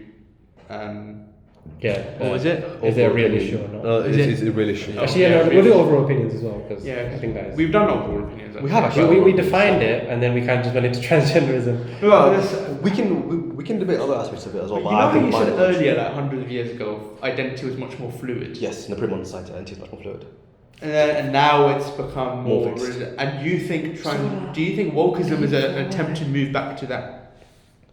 No, I don't think wokeism has anything to do with moving back to a pre-modern anthropology. No, I think wokeism has to do with the inherent tensions of trying to hold a classical liberal position whilst coping with the legacies of, by and large, the West's actions in the past 500 years. I think that's where wokeism originates from. It's not an attempt to bring us back to a pre-modern anthropology, not at all, no. I love it when you guys lean back so that the mics can't hear you. Sorry. It's just fantastic, comfortable. fantastic. It's just comfortable. What was the next thing? Well, I guess overall opinion. Is it a real issue? Is it a real issue? I'd say it's more for the chronically online than a real issue. I'd say it's more for them. But Okay. that doesn't take away from the fact that, again, I don't really see wokeism as an issue. I feel like, again, it's become more of a roadblock, a kind of hindrance to the progression of any kind of political, economic, and social justice movement. It's just become a roadblock to it. So I see it as a hindrance to that now. So in that sense, it's a problem. But I've traditionally had no issues with wokeism. I've traditionally had no issues with that kind of thing. So I don't really see it as a problem. But I do think that people online tend to have more of a hard opinion on this from both sides. The anti-woke or the woke. Yeah. Okay, can I go next? Because I know you're going to spend. Yeah, I've got quite a lot to say. Right, but I want to quickly say I want to bring back the idea of the red herring. After the Wall Street crash, after the global financial crisis, there was huge critique. This is 2008, early 2010s. Huge critique of the wealthy, the reckless bankers that play around with the economy and basically, you know, there was suddenly this hyper focus on this group of elites who control society and the economy, and suddenly we became hyper aware of how unfair everything is. And then wokeism as an issue started coming out afterwards. Now this might sound slightly conspiratorial, okay, but I think we know the media is controlled by like the elites, right? Like what's his name? Murdoch, yeah, he owns so many stuff, and whoever Rupert Murdoch backs, by the way, for president of the United States, it's like 70% chance that they win. Nice, right? So, Kingmaker. So he, my problem is, I think it's genuinely become a red herring against criticizing the wealthy elites. I think it's become this issue where we have now been pitted against each other. The ethnic minorities, what's it called? Gender identity minorities. We have all been pitted against each other, while the rich people look upon us and laugh while they run into the bank, right? Making us seem like we're the enemies of each other, when really they're the classical. I mean, that's what Marx said, right? That's what. Yeah, and I think he would. In this case, it's correct. I think it's a red herring. That reminds me of Just Stop Oil being funded by oil. Just Stop Oil was funded by what's his name? Jean-Claude something. Jean-Claude Juncker. Things like that. Yeah. It's I've forgotten his name. Sorry, Juncker came to my mind. I think the same about what's it called? Vegan. What's the vegan thing called? Peter, I think they're funded by meat organisations. Nice. To meat industry, to make it seem like vegans are absolutely crazy. And you should never be a vegan because they're crazy guys. There are a lot of. I think they're funded by big meat, if you want to call it. Big meat. Big meat. I like that. That's a big meat. That's what they call my. Oh, yeah, I'm not gonna make that joke. They call me back in high school. Yeah, I'm not gonna make that joke. Okay, you made the joke. Right. I knew if I get Big meat. Sorry. But yeah, it's conspiratorial, and I like a good conspiracy theory. But I believe that's true. You like a good conspiracy theory? Huh? You like a good conspiracy theory. Yeah. I have an even better one for you by the end of this episode. Fine. Alright, cool. Well, that's going to get people to continue watching it now. Alright, are you guys ready? Yeah, go on. So I agreed with you for the longest time that wokeism is just a chronically online thing. And then I you used to- came down. No, but I went to university and I interacted with these people. They genuinely think like this. It's crazy. I went to so many like gaming events and stuff, and there was actually, don't judge me for this, but I went to a LARP event. You know the LARP where you Dress run up as around something and else. you dress up and you run around with swords in the woods and stuff. I've not heard of this. That is sick. It was fun as hell, bro. It was so fun, but it's kind of like that. Like medieval fairs. Oh, Yeah. right. Yeah, Yeah. you basically sort of like pretend Comic-Con. to Comic-Con, okay, before. You go like the this. middle stages. Yeah. You do like hand symbols. You're like fire, and there's like all sorts Also, of like your airbending and stuff. yeah. Right? It's fucking. It's actually. It sounds. Avatar: The Last It Airbender. looks stupid, but it's fun as hell. Especially there's like a story going on, like D&D, but in real Yeah, life. yeah, Okay. yeah. But basically, I interacted with these people, and they were telling me, "Oh, J.K. Rowling's like committing war crimes." Well, not literally war crimes, but she was like, "Oh, she's advocating for this stuff," and I was like, I thought this was a chronically online thing, but online online genuinely affects real world people and how they think and how they see the world, because we spend so much of our time inside, indoors, looking on our screens. Like it does. But make that's an what we impact. mean when we say it's an online issue. It's not real. Yeah. It's been. It's an online issue, but it does affect the real world because these people course it take what does. they But it's want. been magnified. Do you agree that Yeah, it's been it's- magnified to they this take- huge deal when it really isn't? Don't you Well, think no, people they- are more vocal with their more, how do I say, unacceptable or extreme opinions online than they are? Well, that's the thing, right? Because wokeism, by my definition, is inherently very extreme. I think that a lot of people, they fulfill their purpose in life by going to these, like we said, Just Stop Oil. I think that's a pretty woke organization as well. These different movements. That's Just how Stop Oil they. is a woke. Just Stop That's Oil is a well, woke. that's how they, bring themselves meaning to their lives. They think But they're they're not making a woke difference.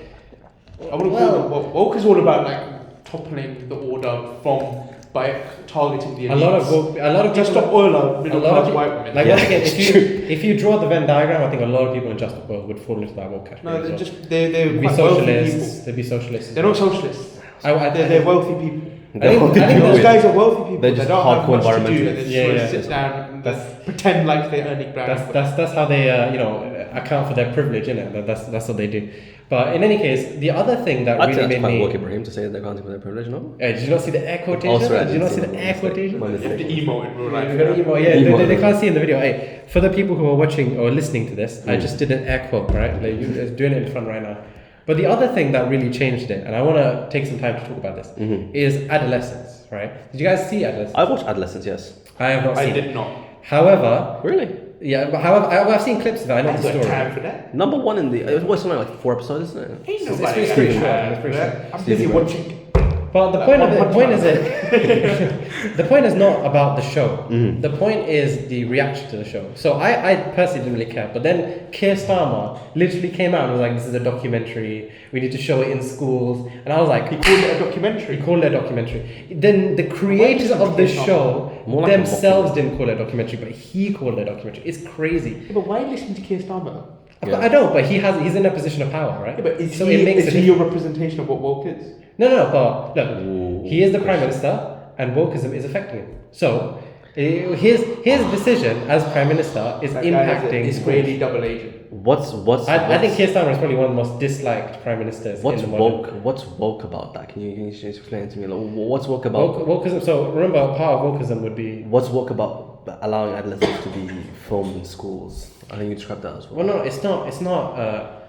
Being The shown in narrative. schools- He's talking about the narrative yeah. that adolescence portrays. And what would the narrative? So- be? so Because to- I've actually watched the thing. So the thing about shows is that, and I'll give this example because I gave it to someone on the way here. Yeah. How many people do you think? How many black unarmed Americans do you think were killed in 2021 in America? All of America. Black unarmed. Americans. I'm not familiar with the statistics. I can't So you can just get. I'm not expecting you to get it right. Just Yeah, give me like give him a an number. estimate, like a number. do you want to give me a ballpark and I can guess? No. 0 to a million. That's your estimate. No. Don't overthink it too but much. Black unarmed Americans. Don't overthink it too much. I don't know, maybe 5,000, 10,000?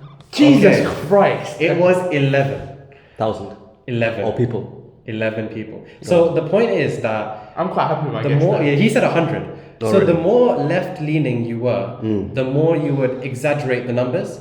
So even people who are conservative would guess like by a factor of 10, so 100 people. No, I was considering like people that died in protests as well and stuff like that. It's just unarmed black Americans. A thousand's a bit much, man.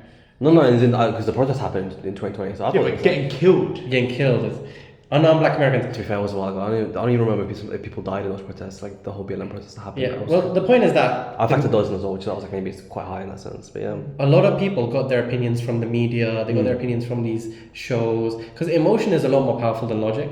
I think someone knows that, especially with the certain conflict that's going on right now. But in any case, In that specific circumstance, yeah. but emotion. There's a reason why shows do so well. They're so popular, and why propaganda works. It's because they appeal to your emotion. Do you want to right? explain to him what adolescence is about? I've watched Adolescence. He's already- Right, okay, I see. But basically, just because you watch a show, right, doesn't mean that what's happening in that show is real. Of course. But when you give that claim, then it becomes a problem. So in adolescence, the boy, the white kid, is 13, I believe. 14. But most stabbings occur in like the 16 range. Yeah. He stabs a girl. Yeah. But most stabbings happen to other men.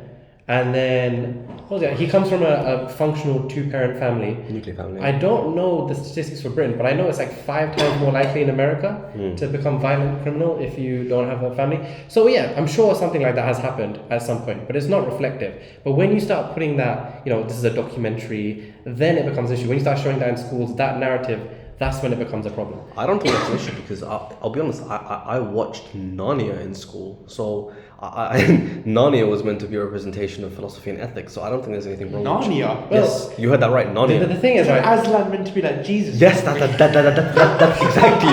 that's exactly why we watched. lion is Jesus. That's Sher Khan. The reason Incidentally, Aslan means lion in Turkic, so there's a reason for that. So. I didn't even But I mean, considering the fact that we watched that and a plethora of other things in school, I watched Indiana Jones. lucky. I watched I watched Indians eating the brains of monkeys in Indiana Jones, mate. Okay, I watched the Muppets Christmas Carol. classic. Yeah. Oh, that's a classic. You see what I mean? I don't think we should. So, Okay, so- I don't see a huge issue in showing adolescence if we're When you really- watched The the problem Muppets is- Christmas Carol, did you think, oh right, class conflict? No, exactly. I think it's pretty worthless. I think it's pretty worthless to show it in schools anyway. But because I think most of us, we're guys, right? When they showed us PSAs in school, we were just laughing at them. Like, we didn't really care. PSAs coming in? Like those like don't smoke and all these random educational Yeah. videos. We were just laughing. I was at them. We never thinking, took I'm them seriously. Indian, man. Trust me.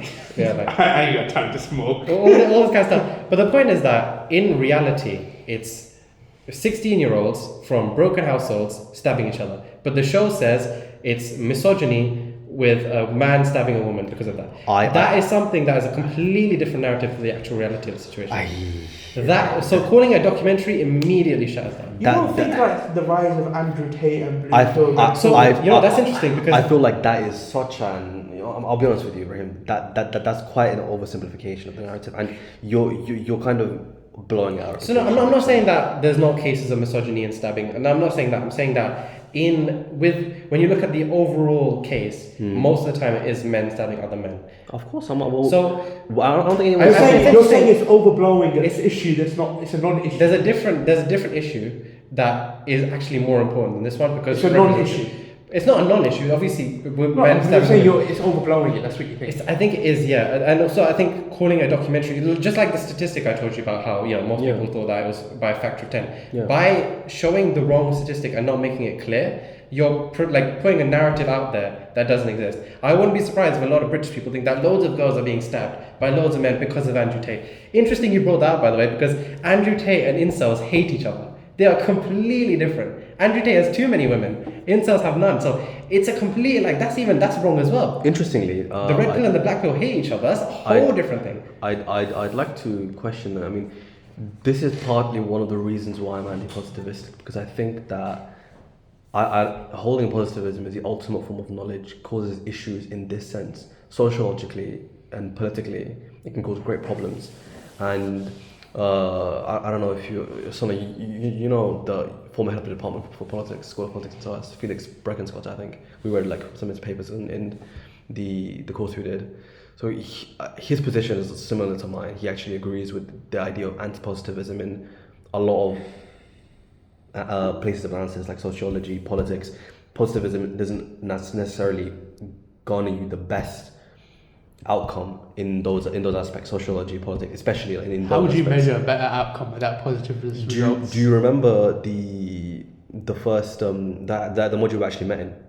The tutor spoke about how they approached homosexuality in Pakistan, and most men who Yeah, were, I remember so that. Yeah. that's actually what I'm talking about. That Do you want to know what he's saying? so basically, she did I think Study. she did a study about homosexuality in Pakistan, saying What's the incidence of homosexuality? incident, and I think it was for medical purposes as well because of STDs. So she was doing a study, and she was essentially giving information to people that might be homosexual in Pakistan how to avoid STDs. But most people who were practicing homosexuality from the Western perspective, right, one actually didn't see themselves as homosexual. So there were lorry drivers that were having sex with boys and men, but they didn't see themselves as being homosexual because they had a wife at home. Oh, Do you understand? That's not homosexual. If So- you're married, Yeah. then fucking a dude. Straight- That's not gay. That's not gay. Straight Okay. in the pencil. So this is my point. That's why that's actually anti-positivism in that sense, because you're bending and molding the arbitrary social aspects, and rather than seeing it as an objective I think fact. you're positivist as evidence-based, right? Factually Well, evidence-based. Of course, but hold on. Sorry, I'm speaking loud enough. But A lot of okay, look. so when she tweaked her definition, she got better positivist results. No. So there we go. You can't escape positivism. You misunderstand what I'm saying. Positivism is different to seeing. It's different to epistemic materialism, right? Epistemic materialism, seeing like observationism as a means to understand the world, is I completely agree with that. I think people are ludicrously disagree with that. Okay, I'm just saying from positivism is different to that. Positivism means that is the ultimate form of knowledge. Okay, and there can't be another form of knowledge that rivals it. That's the argument I disagree with. I think sociological definitions, political definitions are constructed. They can't be measured in a positivistic sense. That's why I'm anti-positivist in that sense. I forgot what was the original point of discussion. Yeah, Adolescence and stabbing. I remember now. So the figure you brought up to me with adolescence and stabbing, and I think that the issue you have with it is that it blows out of proportion. I think a very similar thing is happening to most people's views on immigration in this country, if I'm being frank with you. But I would agree. I brought up earlier and Pakistani grooming gangs. yes, it was 120,000 boats, migrants came in like last week. I think there is statistical. And no, there's not, because It's as half now. as a statistic, there's a big conflation between illegal migration, and asylum seeking and refugees. So a lot of people think of there's too much immigration. They kind of jumble it up into one kind of stir fry of it's illegal and asylum seekers coming on small boats. The small boats that people have the biggest problem with actually only account for, I think it was less than 2% of overall immigration. I think in that case though it kind of is okay, because a lot of these people get stuck in the system. The illegal ones get stuck in the system for years upon years. So maybe that's the given system's free fault. food. It's not their fault, So, is it? but the problem is, having illegal migration, regardless of how they're coming in, right? Yeah, but you're It's still a problem anyway. What is Even what if you is jump illegal immigration? What is illegal immigration? Well, To you. Okay, so there's a difference between coming here with your papers. But with if a you're coming reason. here on a small boat and you're asylum seeking and you And get lost in the if you system, don't have a reason to be asylum seeking, you're asylum coming from a seeking. country of war. You're asylum seeking, but you get lost in the system and say you're waiting, right? Are you an illegal immigrant? Well, so wait, if you came here with a Seeking from asylum, a war-torn and they're trying to country- process your application. No. It doesn't have to be a war-torn. You've come here seeking asylum. Forget about whether it's actually true or not. Okay. You've come here seeking No, asylum. I can't forget about that. No. I want you to. For this case, I want you to. I don't think I can. I've come from a country and I'm seeking asylum. Doesn't matter where I've come from. I'm seeking asylum. Yeah? And my name gets lost in the system and I'm on a waiting list, whatever. Am I an illegal immigrant? It depends on if you came for the right reason or not. But we don't know yet. That's the Okay, so problem. Am I an illegal immigrant? Because he's technically coming from a legal stream. I'm going through a legal stream. I'm seeking asylum. Yeah, but my name's gotten lost because there's so many people or whatever. Am I a legal immigrant? in that case, I would give the benefit of the doubt. There we go then. But So then there's no illegal immigration. That doesn't prove anything. What do you But mean? there's no illegal immigration. It If they come in an illegal way, that's illegal. It doesn't matter if you don't but know that. But there's no illegal immigration epidemic that's sweeping the If country. All you- these people on small boats are coming here illegally. There's a lot. No, they're not. There's They're a lot seeking more, asylum. There's a lot more people. But they're a lot of seeking these people are seeking asylum, but they're not coming from war-torn countries. So they're not what? coming from. Okay. There's no So then danger to them. maybe You can still seek asylum, we you can need to still- refine our system system then. Okay, yeah. We can't That's blame fine. the asylum seekers for maybe being here for the wrong reason. People don't blame the asylum seekers. Yes, they do. Hold on, Yes, let me finish. They do. It's the brown people. You don't even know what I'm blaming them for. People don't blame them for coming here. They blame them for not assimilating into society. That's what they blame them for. What they mean. Even if they came illegally, that's what they mean is, I'm racist. No. So I'm gonna pretend like my issue with you is that you're not assimilating. You're not going down to the pub with Bob and the lads. We had. It's not about Bob. That's my problem. We with had you. a discussion. I would 80% agree with Sona. We just- a we good had 80, maybe even 85% agree with Sona. We had a That's the highest discussion. percentage We had a right discussion about how black people per capita commit more crime than anyone else. Calling that out and saying maybe there's a cultural issue is not racist. It's not a cultural issue. It's an Well, economic issue. Whatever issue you think it is. You would never ever agree on whether it's a cultural issue But that's or whether not- it's poverty. the point is- it's multidimensional. the point That's is- Exactly. all we It is can agree The on. point is that jumping That's all we to agree on. oh yeah that's racist is not like that's not necessarily the case. You don't have But to you think immediately there's jump. something intrinsically wrong with the culture of black people? I think so. Yeah, I would That's- agree. that's I would- racist. It's not racist. Yeah, the legend, the definition I think of there's race. nothing wrong with calling out. Yeah, in black culture. By the way, what specifically- is black culture? In black Go on, culture go on. specifically. Well, when you say black culture, what do you mean by black culture? That's quite an important question. That's a very I could go on for days about like. Do you mean like sub-Saharan Africans? Do you No. mean Jamaicans? Yeah. Do you mean Sri Lankans? Because I've met some There's Sri a Lankans lot that of are there's black. a, Yes. there's a lot of different black cultures. There's like an African American culture. And There's a Jamaican culture. There aren't many Nigerians that I know that are this problematic group that you're referring to. Right? I don't think it's racist to call out. Oh yeah, there's more single mothers in this specific race for whatever reason. Even if you don't want to argue culture, I think there's a. So what you mean? You mean Caribbean? Caribbean is the main target. Yeah. I don't You would be necessarily. because there can be a lot of they're the different- majority. there can be a lot of Jamaica, different Barbados. And we another thing is we talked about how in Indian culture, Punjab as well, that women get mistreated a lot. 100%.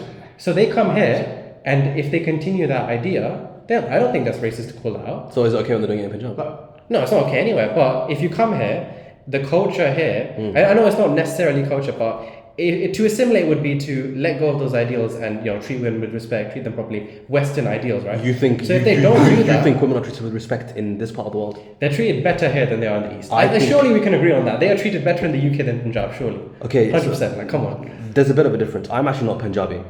Number one. Punjab, Afghanistan, whatever country. Number one, I'm not Punjabi. Number two, Afghanistan is a very extreme example. It's been in war for I think how many years now? 14? Punjab? No, Afghanistan.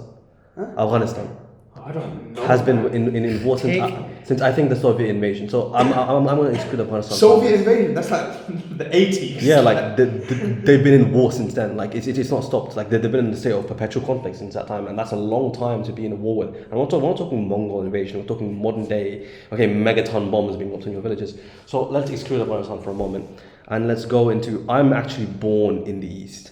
I think that's something that is a bit that separates me from you guys because you're born here, and I think. Freshie. Yes, I am a freshie despite my accent. And something that I think greatly misinforms your opinion is the lack of understanding of what Eastern culture is. And there is a great misunderstanding of what Eastern I'll culture admit is. that I'm not the most culturally And- knowledgeable, but I do know. I am, and I agree with Ibrahim. But yeah, like I've heard you the might- testimonies. I know. You might be more, but again, you've heard the testimonies, but from my perspective, I think there is, and I think I have a more feminist perspective here in that sense that I don't think that there's any specific culture that treats women in the way that they deserve or should be treated. I think there's problems in every culture, and I think to see this part of the world as a haven for women, in the fact that I didn't women, say that. I No, said no, no, it's I'm- better than the East. Yeah, I would agree. Yeah. I think that perspective is largely shaped by Orientalism, and I think if you were to look at it by and large, I don't think there's a society that treats women the way they should be treated. Again, Okay. and in terms of better or worse, there's things here that you will not find in Eastern cultures, and there are things in Eastern cultures that you will not find in these Yeah, so cultures. broadly I agree with Ibrahim, but I'll play a devil's advocate Yeah. Okay. and There you say, go. yeah, you're right. So, for instance, if you go into the East, it's not expected, Punjab especially, it's not expected that your wife would have to work. The man should be providing for you. You can sit at home and maybe take care of the kids and make roti or whatever, but the man should be bringing the money in, right? Whereas over here, you want to afford a shed, I mean, that's an economic thing. It's got to be both of you got to be working. I think but women have been forced into the workplace. I think most men, if they had the choice, would work and let the women stay. I'm not sure that's the case because again, I've also had a testimony. So again, I think it's quite easy to say that, but again, wait. So just 1 second. So, do you think that the way that they treat women in Punjab is bad? The way they treat that's quite a general question. Because broadly, I think women are mistreated. Do you think that there's like a systemic kind of problem there with the way that I think it's a cultural problem. Cultural problem. Yeah. Do you think that part of the culture is inferior to our culture here? I can't make inferior statements like that. Come on, man. I think it's morally worse. Yeah. Yeah, so is that inferior though? How would you say What do you mean by inferior? What I mean is, you would much rather be here and experience there. This is a superior version of how we do things. I don't like using language. No, hold on. There's no racist about it. I think the trap you've fallen down here is accepting it as a cultural thing. Cultures are quite fluid, and you know, for example, I'm of Afghan descent, right? So I have my own way of practicing my culture. Okay, that differs, and culture changes and evolves, right? We need to understand that, and yeah, I think you can practice your culture and you can hold different more perspectives, and that can still be your culture, right? Just like this culture has been reformed greatly from its original position. Okay, and again, in terms of misogyny and women and the treatment of women, I think one thing you need to remember is that, and again, it depends on how you want to view this, but feminism was born in this part of the world, and perhaps that's for a reason it was born in this part of the world and not in other parts of the world. You know, and I think that's because women, perhaps at that point when feminism was, again, we're speaking in a world which is far more unequal, and things have developed detrimentally for a lot of other people at our expense. So we've developed sitting in our little garden in the West here at quite literally the expense of other people, and that has led to them becoming worse off than they were 200 years ago. And in that sense, comparatively speaking, what do you mean by that? Like the difference between us has gotten bigger, but they're not worse off in absolute terms. Of course, the difference gone better, but so someone's life in socially speaking, I'm not speaking from a medical and modern perspective. I'm taking modernity out of the picture. I'm saying from a social perspective, someone's life in a civilization that was intact, like India, was better before colonization than it is now, where civilizationally your society has been hamstrung and reconstructed in a way that is far different. I'm not sure I'd agree with that. I think that either way, a romantic view. I think that either way it kind of perhaps it is a romantic view of it, and again, someone could quite easily counter my argument by saying, "Oh, it's because women were far more oppressed in those cultures, and that's why they couldn't even invent feminism." You know, like I guess you could play devil's advocate there as well. But I think from my perspective, it's because there was already a degree of autonomy and rights in other parts of the world which weren't present in the West, and that's why feminism developed in the first place. I don't think that even is like it answers the question. Like, yeah, sure, culture is fluid, yeah. But what I'm saying is the men whose culture is to oppress women, is their culture inferior to the culture in the West where we don't do this to women? But I don't like that using that word. Yeah, of course, but culture is fluid, as you said. Right? The culture of almost every person is to oppress women. Can someone's culture be better than another person's culture? Is what I'm saying. From the people's perspectives, yes. From an objective perspective, not at all, because there's no objective basis for it. There's the entire point of culture. That's why I'm asking you. I don't like the word superior. Is your opinion, right? I'm asking your opinion. I'm not asking for give me the general paradigm or everything. In your opinion, is someone in Punjab whose culture is part of their culture to treat women poorly versus someone whose culture in the UK to treat women properly, is that UK's person culture better? And I'm going to say again, superior to the person in Punjab, in your opinion? To answer the question, first and foremost, I disagree with that paradigm, but let's entertain it for the purposes of this question.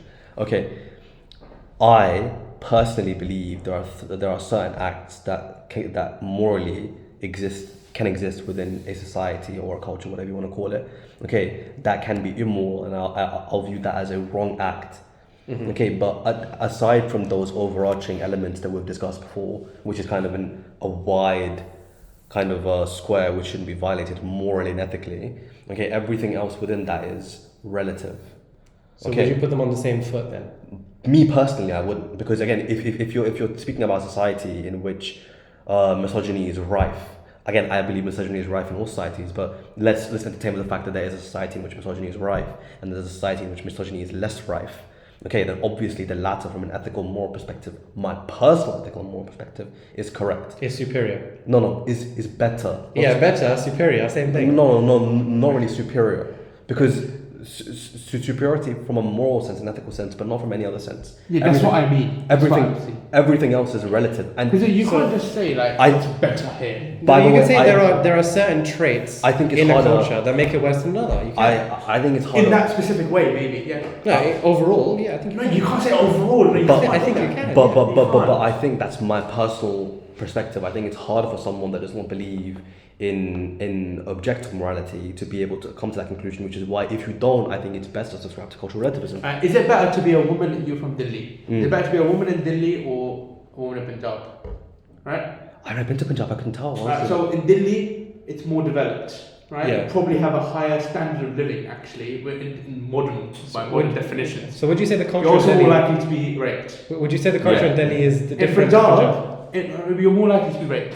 Yeah. If you're a woman. Yeah. In Punjab, it's probably safer to go around at night.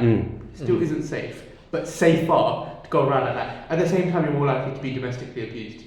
Now, is one better than the other? Would you say that cultures are different? Delhi and Punjab. They have different cultures, right? Yes. Different, but we're actually quite more same than different, but still different. So the thing with reality, and like I said, I always go with the practical, is that you will never have a perfect society. There will always be problems. But if we look at it in a spectrum, there are some cultures that are closer to perfection than others. What's perfection? They will never reach it, as in like no woman is ever oppressed. Utopia. We will never reach it, but there are some cultures that are better than others. Why is that utopia for a transgender person? That's a fantastic question. That's a fantastic question. But if I was going to answer that, it would be where trans surgery, where like you just can't tell, everything is completely fine, or alternatively.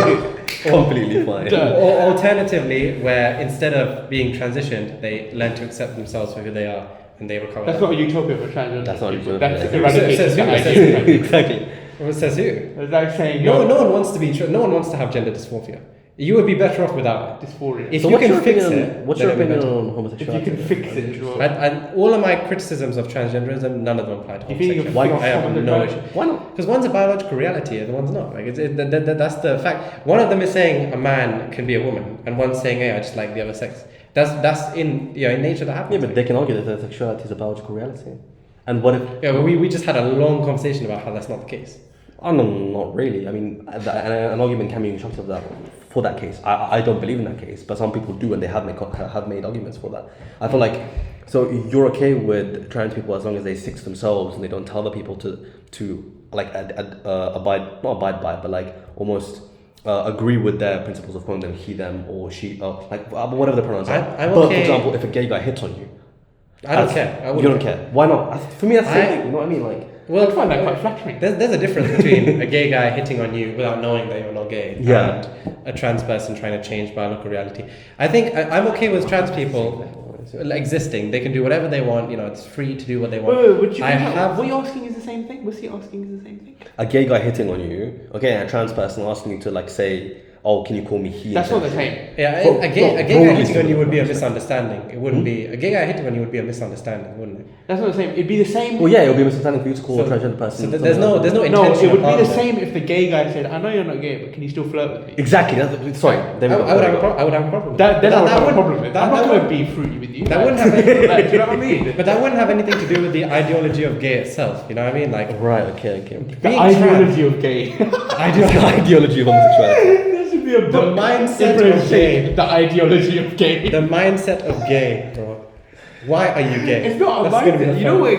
Homosexuality is literally just a taste. Yeah, so I like chocolate more than vanilla ice cream. That's literally it. Well, that's racist. It's literally it. Racist. I see the dog whistle right there. I see how it is. What were we discussing? Wokeism. My point was that if a gay guy hits on me. No, that was past. What were we discussing before that? if a gay guy knows that I'm straight and still hits on me, I think that was the thing. No, you asked why is it different?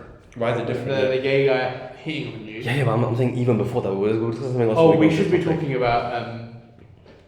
I guess we should kind of move on to wokeism in media. You kind of touched on it in adolescence. Adolescence, all taking exactly. all sorts of things. We were in adolescence, exactly. Yeah. So honestly, the thing with wokeism in media is I think it actually makes it worse for those movements. Because the thing is, I think a lot of people, and I don't know if you guys agree with this, but whenever I sit down to watch a show, I do it because I've had a long day and I just want to watch something. I just want to let go of the world for a while. And instead, I'm being lectured by these directors who they don't even tell a good story. You can tell that the characters are literally just the directors writing what they want to say. Right, but then why do you watch a comedy? Why are you watching a drama? I think that's what people say. Yeah, that's what I'm saying. Like, I can choose not to watch that show. That's fine. But you know, that idea of woke being in the show, it gives you a negative opinion of that subject because you're like, I don't want to hear about this. What's woke about it? Well, what's woke about what? Like a rise in misogyny among young people in this country. I think that's kind of social. Oh, okay, so we're talking about adolescence. No, well, the problem I had with adolescence is not about the show itself. Like, I think that it's as a fictional show, that's fine. My problem was it being called a documentary. So my issue was with the fallout afterwards. Okay, I feel like that's kind of we're focused on our kind of when it comes to wokeism in media, my problem is pandering, virtue signaling, these things. That's my issue. So you have a political problem with it, not like a critical problem where the quality of the show is. No, not necessarily. If it's if it's right wing and they're doing it as well, I would have a problem with that too. Even if I agree with it, I would have a problem with it because I think that there are lots of shows. You want an apolitical show? No, not necessarily. There's a lot of shows that are political and it works just fine. Like wait, hold on. What do you mean? So there's certain shows that are, so for example, The Boys season 1, right? I've not seen it, but I know that it's very left leaning in the show. But it did really well. It was successful. Even people on the right liked it because you can have a show that's quality that touches on political subjects. So you can have a show that's woke but still really good. Yeah, well, there's a difference between virtue signaling and talking about something in a show. There's a difference between, hitting a diversity quote in a movie saying, "Oh, look at us, we're so progressive, we've got all these characters. Oh, a woman is so strong, she can do anything," and just having these things in there, touching on these political subjects in an intelligent way, if that makes sense. So right? it can be woke and be good though. Yes, it can, but I think it being woke. I think the term woke has become kind of derogatory because it refers to shows that are bad, that are pandering, that are bad, right? So it's a red herring. Not necessarily. Well, you just called it. What was it? What did he say? It was a. It's like a derogatory term. Like it's an insult. Pejorative. When you call a show woke, you're insulting the show. You're saying it's bad. So in a sense, you agree with us, then, Ibrahim. I don't think so because if a show, the whole definition of woke is that the show is bad, right? So in that case, it only applies to shows where that kind of pandering, virtue signaling. It's a critical term, then. It's not an actual.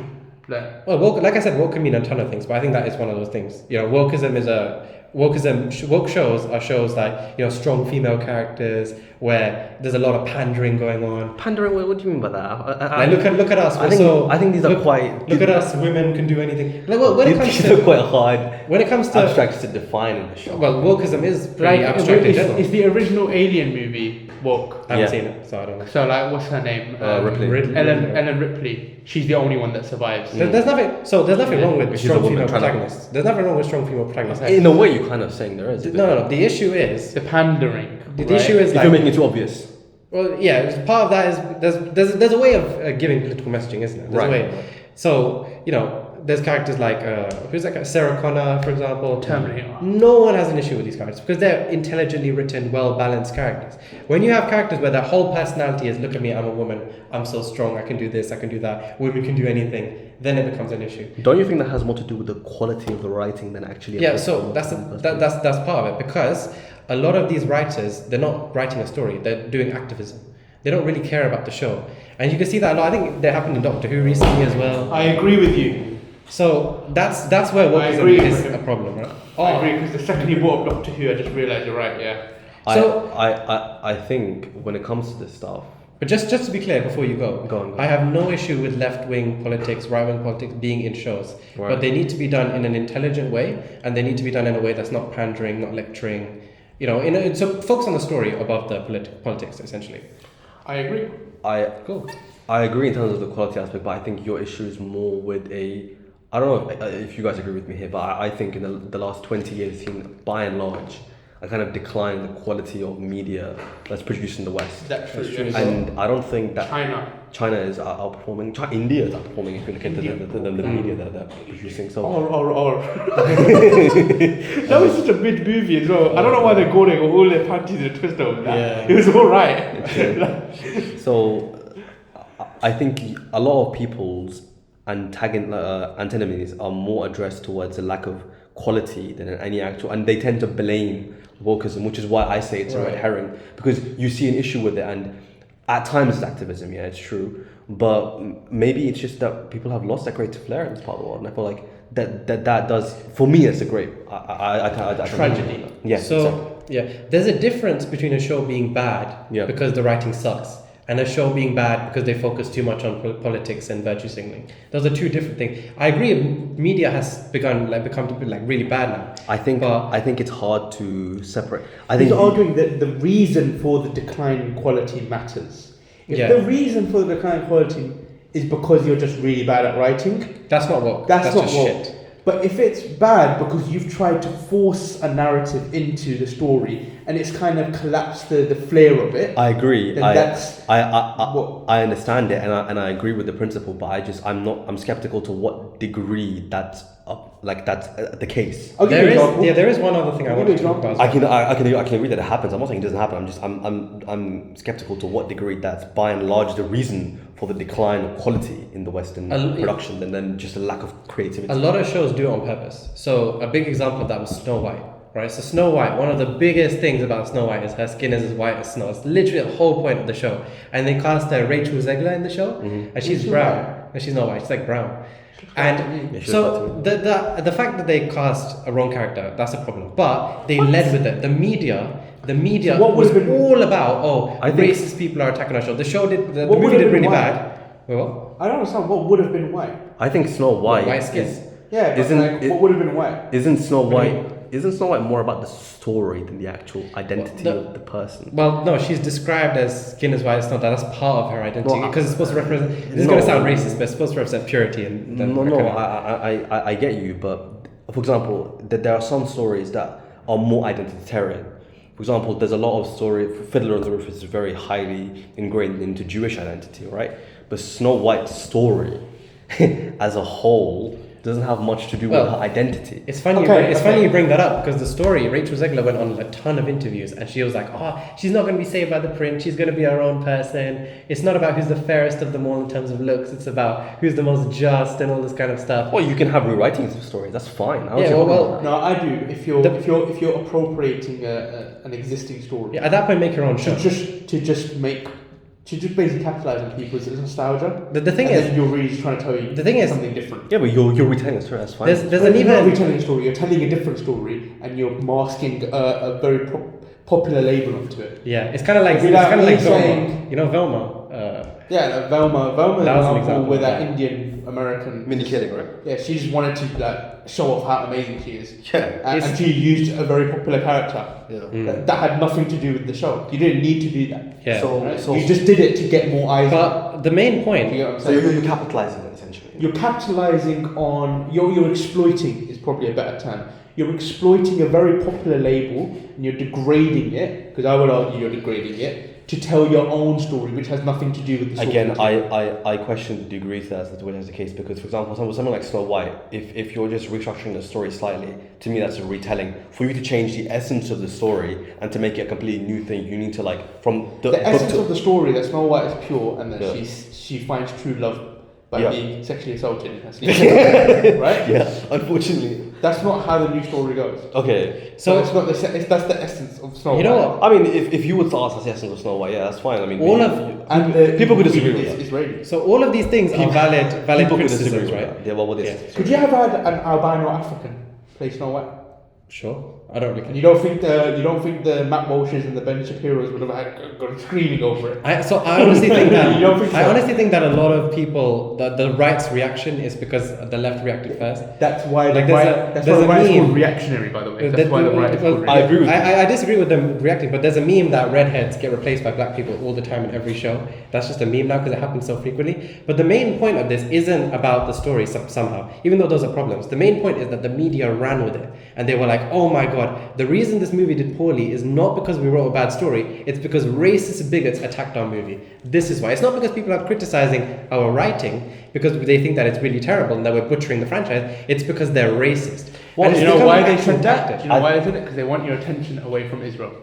Oh yeah. Number of course. one. But Number one. that wokeism being used as an actual tactic to advertise. Number one, but I think it's quite easy to make the argument when a lot of the problems that people have with it it's quite arbitrary. For example, if you were to retell Othello, okay, Yeah. but you just reverse the entire roles and now the Venetians are all black and the Moor is white.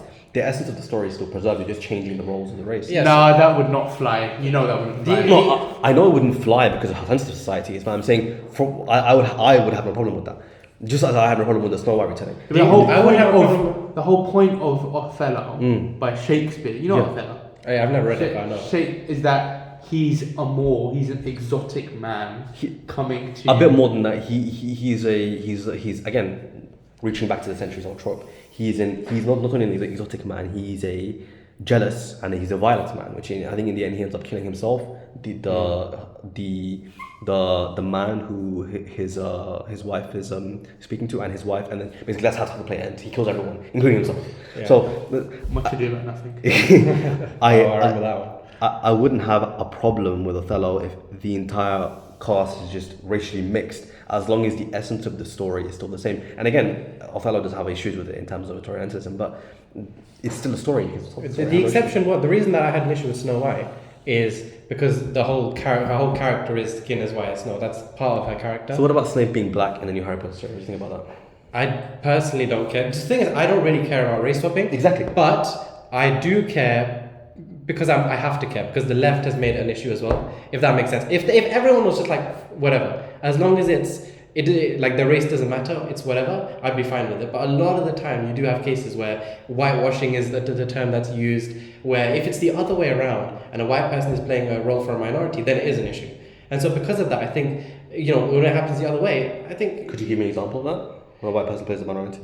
I can't think of an example off the top of my head, but have you never heard the term whitewashing before? I've heard the term whitewashing. Yes. So it exists. But There is I examples. I always thought the term whitewashing was something other than what you're saying. I've got Whitewashing an is example. replacing black people I've got with. an example. Like you know the new How to Train Your Dragon live action Oh yeah. where they made Astrid, who's a blonde, blue-eyed girl in the animation, into I don't even know what she is, but she's got braids and she looks white, right? Everyone went up in arms over that. Well, it's Vikings. How can she be black?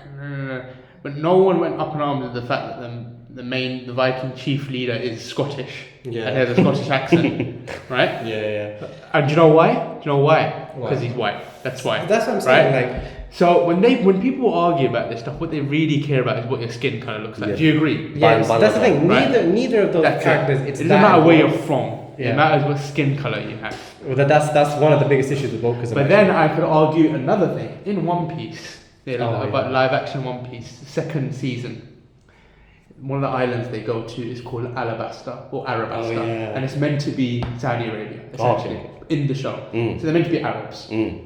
They've cast Indians, well, one Egyptian and one Indian as as one of the characters, right? It's not meant to actually be Saudi Arabia. It's inspired by Arabia, yeah. right? It's But a fictitious story creation. yeah, it's fictional. It's not a real place. But everyone got annoyed about that. She should be Arab. She should be Arab. She should be Arab. But the Vikings, Dory and Broglie, are South African. Yeah. Yeah, it's So even then, what I'm saying is this argument only ever gets thrown out there when it's a white person, right? yeah. I mean, And I think it's racist. that's what I'm saying. That's Like what I'm saying. realistically, it doesn't matter unless the skin color is important. So an example where it would be important is a documentary. So you guys remember Cleopatra? Yeah. That is an example of where the race should be accurate. But aside from that, if both the left and the right agreed that it doesn't really matter, we would not be having this conversation. But because both sides do it, and I think they do it in response to each other, that's why it's become a problem. So you just want to put your foot into the debate and just No, look. Yeah, So you think it's null and void? as long as, videos. well, as long as people continue to criticize when a white person takes a role from a minority, I will continue to criticize it the other way because like, why are you not calling that out as well? But if both ignored it, they'll be like, alright, fine, whatever. Okay, fair Let's move enough. on. I accept that. You know what I'm saying? But there was another example in Snow White with who's the character who plays the really short midget guy? I forgot his name. The Hornswoggle. No, in The Game of dwarf. Thrones. In Game of Thrones. Oh, what's Peter- it? Peter- Tyrion Lannister. Tyrion Peter Dinklage. He had Tyrion's an the issue. dad. That's Peter. No, what's his name? His character is Tyrion Lannister in Game of Thrones. So Tyrion Lannister's the dad. Who's Oh, it's Tywin, Tyrion, you're right. Yeah. Peter So Dinklage. so he had an issue with the dwarfs in the show because the dwarfs were not midgets, I'm pretty sure. So he had an issue with that, and they completely cancelled all of them, and they made them all CGI monsters, and it was a whole nightmare. So these things happen. Yeah. That's because he's a millionaire. Yeah, I mean that's what I'm saying. But yeah, I think intention does matter as well. If you're changing race to virtue signal, then I would have an issue with that as well. But overall, I don't really care too much.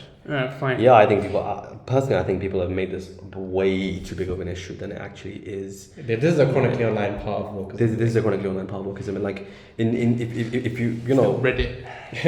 what was it? Blue sky. There's this thing. If you've got time to lean, you've got time to clean. Like by and large, you should live by that. If you've got time to do this stuff, like Touch grass. That's what my mum said. My mum has used the exact argument. She basically said these issues are only coming up in the West because they're way too comfortable. Yeah. I agree. In terms of, We're way too comfortable. Basically, like in living. I think that's what the You go Unibomber to argument is, India. right? I mean, No one's asking these questions, bro. In Punjab. I think that's what the Unibomber argument is, right? Like if you're so concerned about earning your living day to day, farming and whatever it was, you wouldn't be concerned about what someone's writing on Twitter because you're too worried about getting food in your plate. Surviving. Exactly. That's what I'm saying. That's why I think that a lot of these social issues, like our ancestors fought so hard to give us the rights we have today. And I think that a lot of people... That's not why I think our ancestors fought, but okay, go on. They fought for different reasons, but we have our rights today. And now I think that a lot of people, in order to get some kind of meaning out of their lives, they create new issues, like, whitewashing in media, to kind of provide themselves something to fight for. He already explained why that happens. Yeah, they're trying to rationalize that. That's what I'm saying. That I think the West, when you say that, women are treated poorly and things like that, I think that I disagree a lot with that, because I think that if they have this ability to, fight these issues, then I don't think they have it. Like people in Afghanistan probably aren't. They do have, and they are fighting these issues. I think that shows a great naivete on your part in knowing about the issues in Eastern cultures and Western cultures. There's plenty of issues in Eastern cultures. I think in Western cultures, women are treated pretty much equally to men, aside from individual cases. I think that's quite a gross overassessment of the reality of the fact. It would be really nice for me to believe that, and I used to believe that, but I can no longer believe that. So, and it's true that there's great problems in Eastern cultures and societies, but I feel like that has less to do with the approach towards the male-female relationship than it does to, again, social and economic factors that have occurred that have made the societies just more bare bones and survivalistic. So what's okay? If that's the case, then what's a right that women don't have that men have then? In that case, if you think that think that I'm being naive about it, I would like to know. A right that women don't have that men have in this part of the world. In this part, in the West, yeah. The right to in a legal term. Yeah, in general. Yeah. Abortion in the US.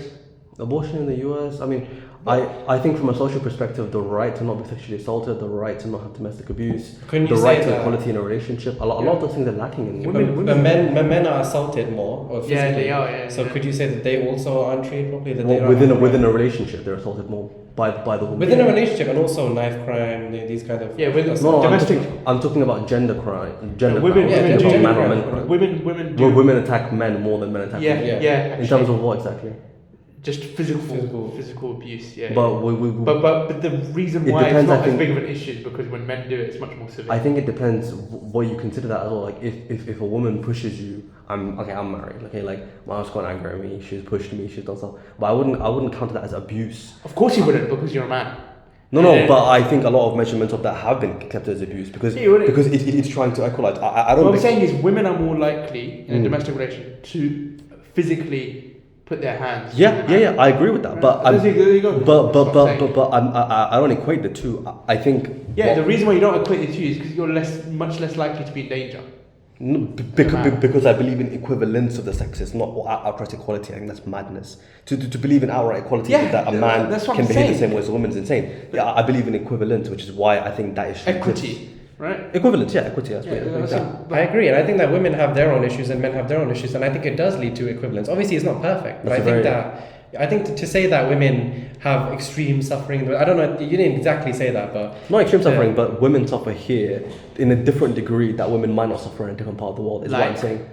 Like for example, what you brought up in terms of working in a relationship, I can bring up something in terms of. Okay, forget financial contribution. In terms of what you expect of your women, in terms of, actually, you guys want to bring up Afghan culture, I can bring you like really odd part of Afghan culture, which actually might be because of misogyny, but it's funny that it exists regardless. So in a lot of traditional societies, women are expected to like pour water over men's hands so they can wash them. But in in Afghan culture, women are not actually allowed to be in the same presence as men who are not of their family relation. So it's the men that do that. Is that part of the culture? It's part of their culture. To Yeah. me, that sounds pretty inferior. I'm gonna be No, honest. I'm gonna be honest. That's Women your opinion. aren't allowed and- to be in the presence of men that aren't related to them in some way. Yes. So Well, That sounds like a restriction on women to be there. it is, but in that sense, it ends up being because in a lot of other cultures where women are expected to kind of serve men in that aspect, the women they don't do that because they live their lives else. So it's kind of like mahram in Islam, right? Like blood relatives. It's inspired by the ancient tribalistic law, but it shares similarities with it. Yes, Yeah. most definitely. Well, but again, these are just examples, and there's more intricate aspects. Again, we can discuss. I'm actually not prepared for that kind of discussion right now, but I could bring aspects and examples, and we could discuss that in more detail in the following thing. But it is something I feel like there's a lot of things here that we have which we should be appreciative of, but there's also things here that we lack which we should acknowledge, and that the same should be in other parts of the world. But they should acknowledge what they have, also what they lack in terms of their approach to women. You know what? That seems like a fantastic segue because I'm looking at the time where an hour and 40 minutes in, and Yeah. we're not even halfway through. That seems like a great way to move to positive action to me. Yeah, If we're talking positive about- action. Okay. If we're talking about equivalence, or you can say what you were going to say before we move on. What was I going to say? Were you going to say something? Was it? I do agree that it's better to be a woman in the West than it is to be in the East. Mm. There you go. I'm just going to say it. All right, cool. I think so. Mostly from my experience. You know what you need to do? I know to be. You know what you need to do? You need to grow a pair of balls and just say it's superior. I'll to- grow people and drag them across your face. So shut it. See, this guy, I always knew it was closet game. I knew. Huh? I always knew. Big You got to meat. flirt back with me. Big meat. Flirt back. Big meat. You guys need to explain what this big meat thing is. Big meat. What is this big meat? I just, you know how you call big like, tech companies big tech, Yeah. or pharmaceutical companies big pharma. Yeah. I call the meat companies Yeah, that yeah. fund. I call Big them big meat. meat, and then it became like a meme now. Now suddenly you made a big meat. What? Because your laundry can be meat as well. So it's big meat. What is it? No, like the meat industry. I refer to them as big meat, right? But obviously now, but Once you explain the joke, it's just dead. It's dead now, yeah. Anyway, thanks, Samir, for that. No, it's okay. Anyway, we were talking about equivalence, right? Equivalence. So, with that logic, would you agree with or disagree with positive action? I'm afraid that's just going to have to wait for part 2. So, this episode was done very differently to how we normally do them. Normally, we go on Discord and we try and stick to the 1 hour to 2 hour mark if we're doing something special, but usually it's just an hour or hour and a half. This time, we sat and we recorded for 3 hours without stopping. And I think you'll be able to see in part 2 that our brains start to get more and more fried as the episode goes on and the topics get more complex. But I've decided to split this into 2 halves just to make it easier. So stay tuned for part 2. It shouldn't be too long now.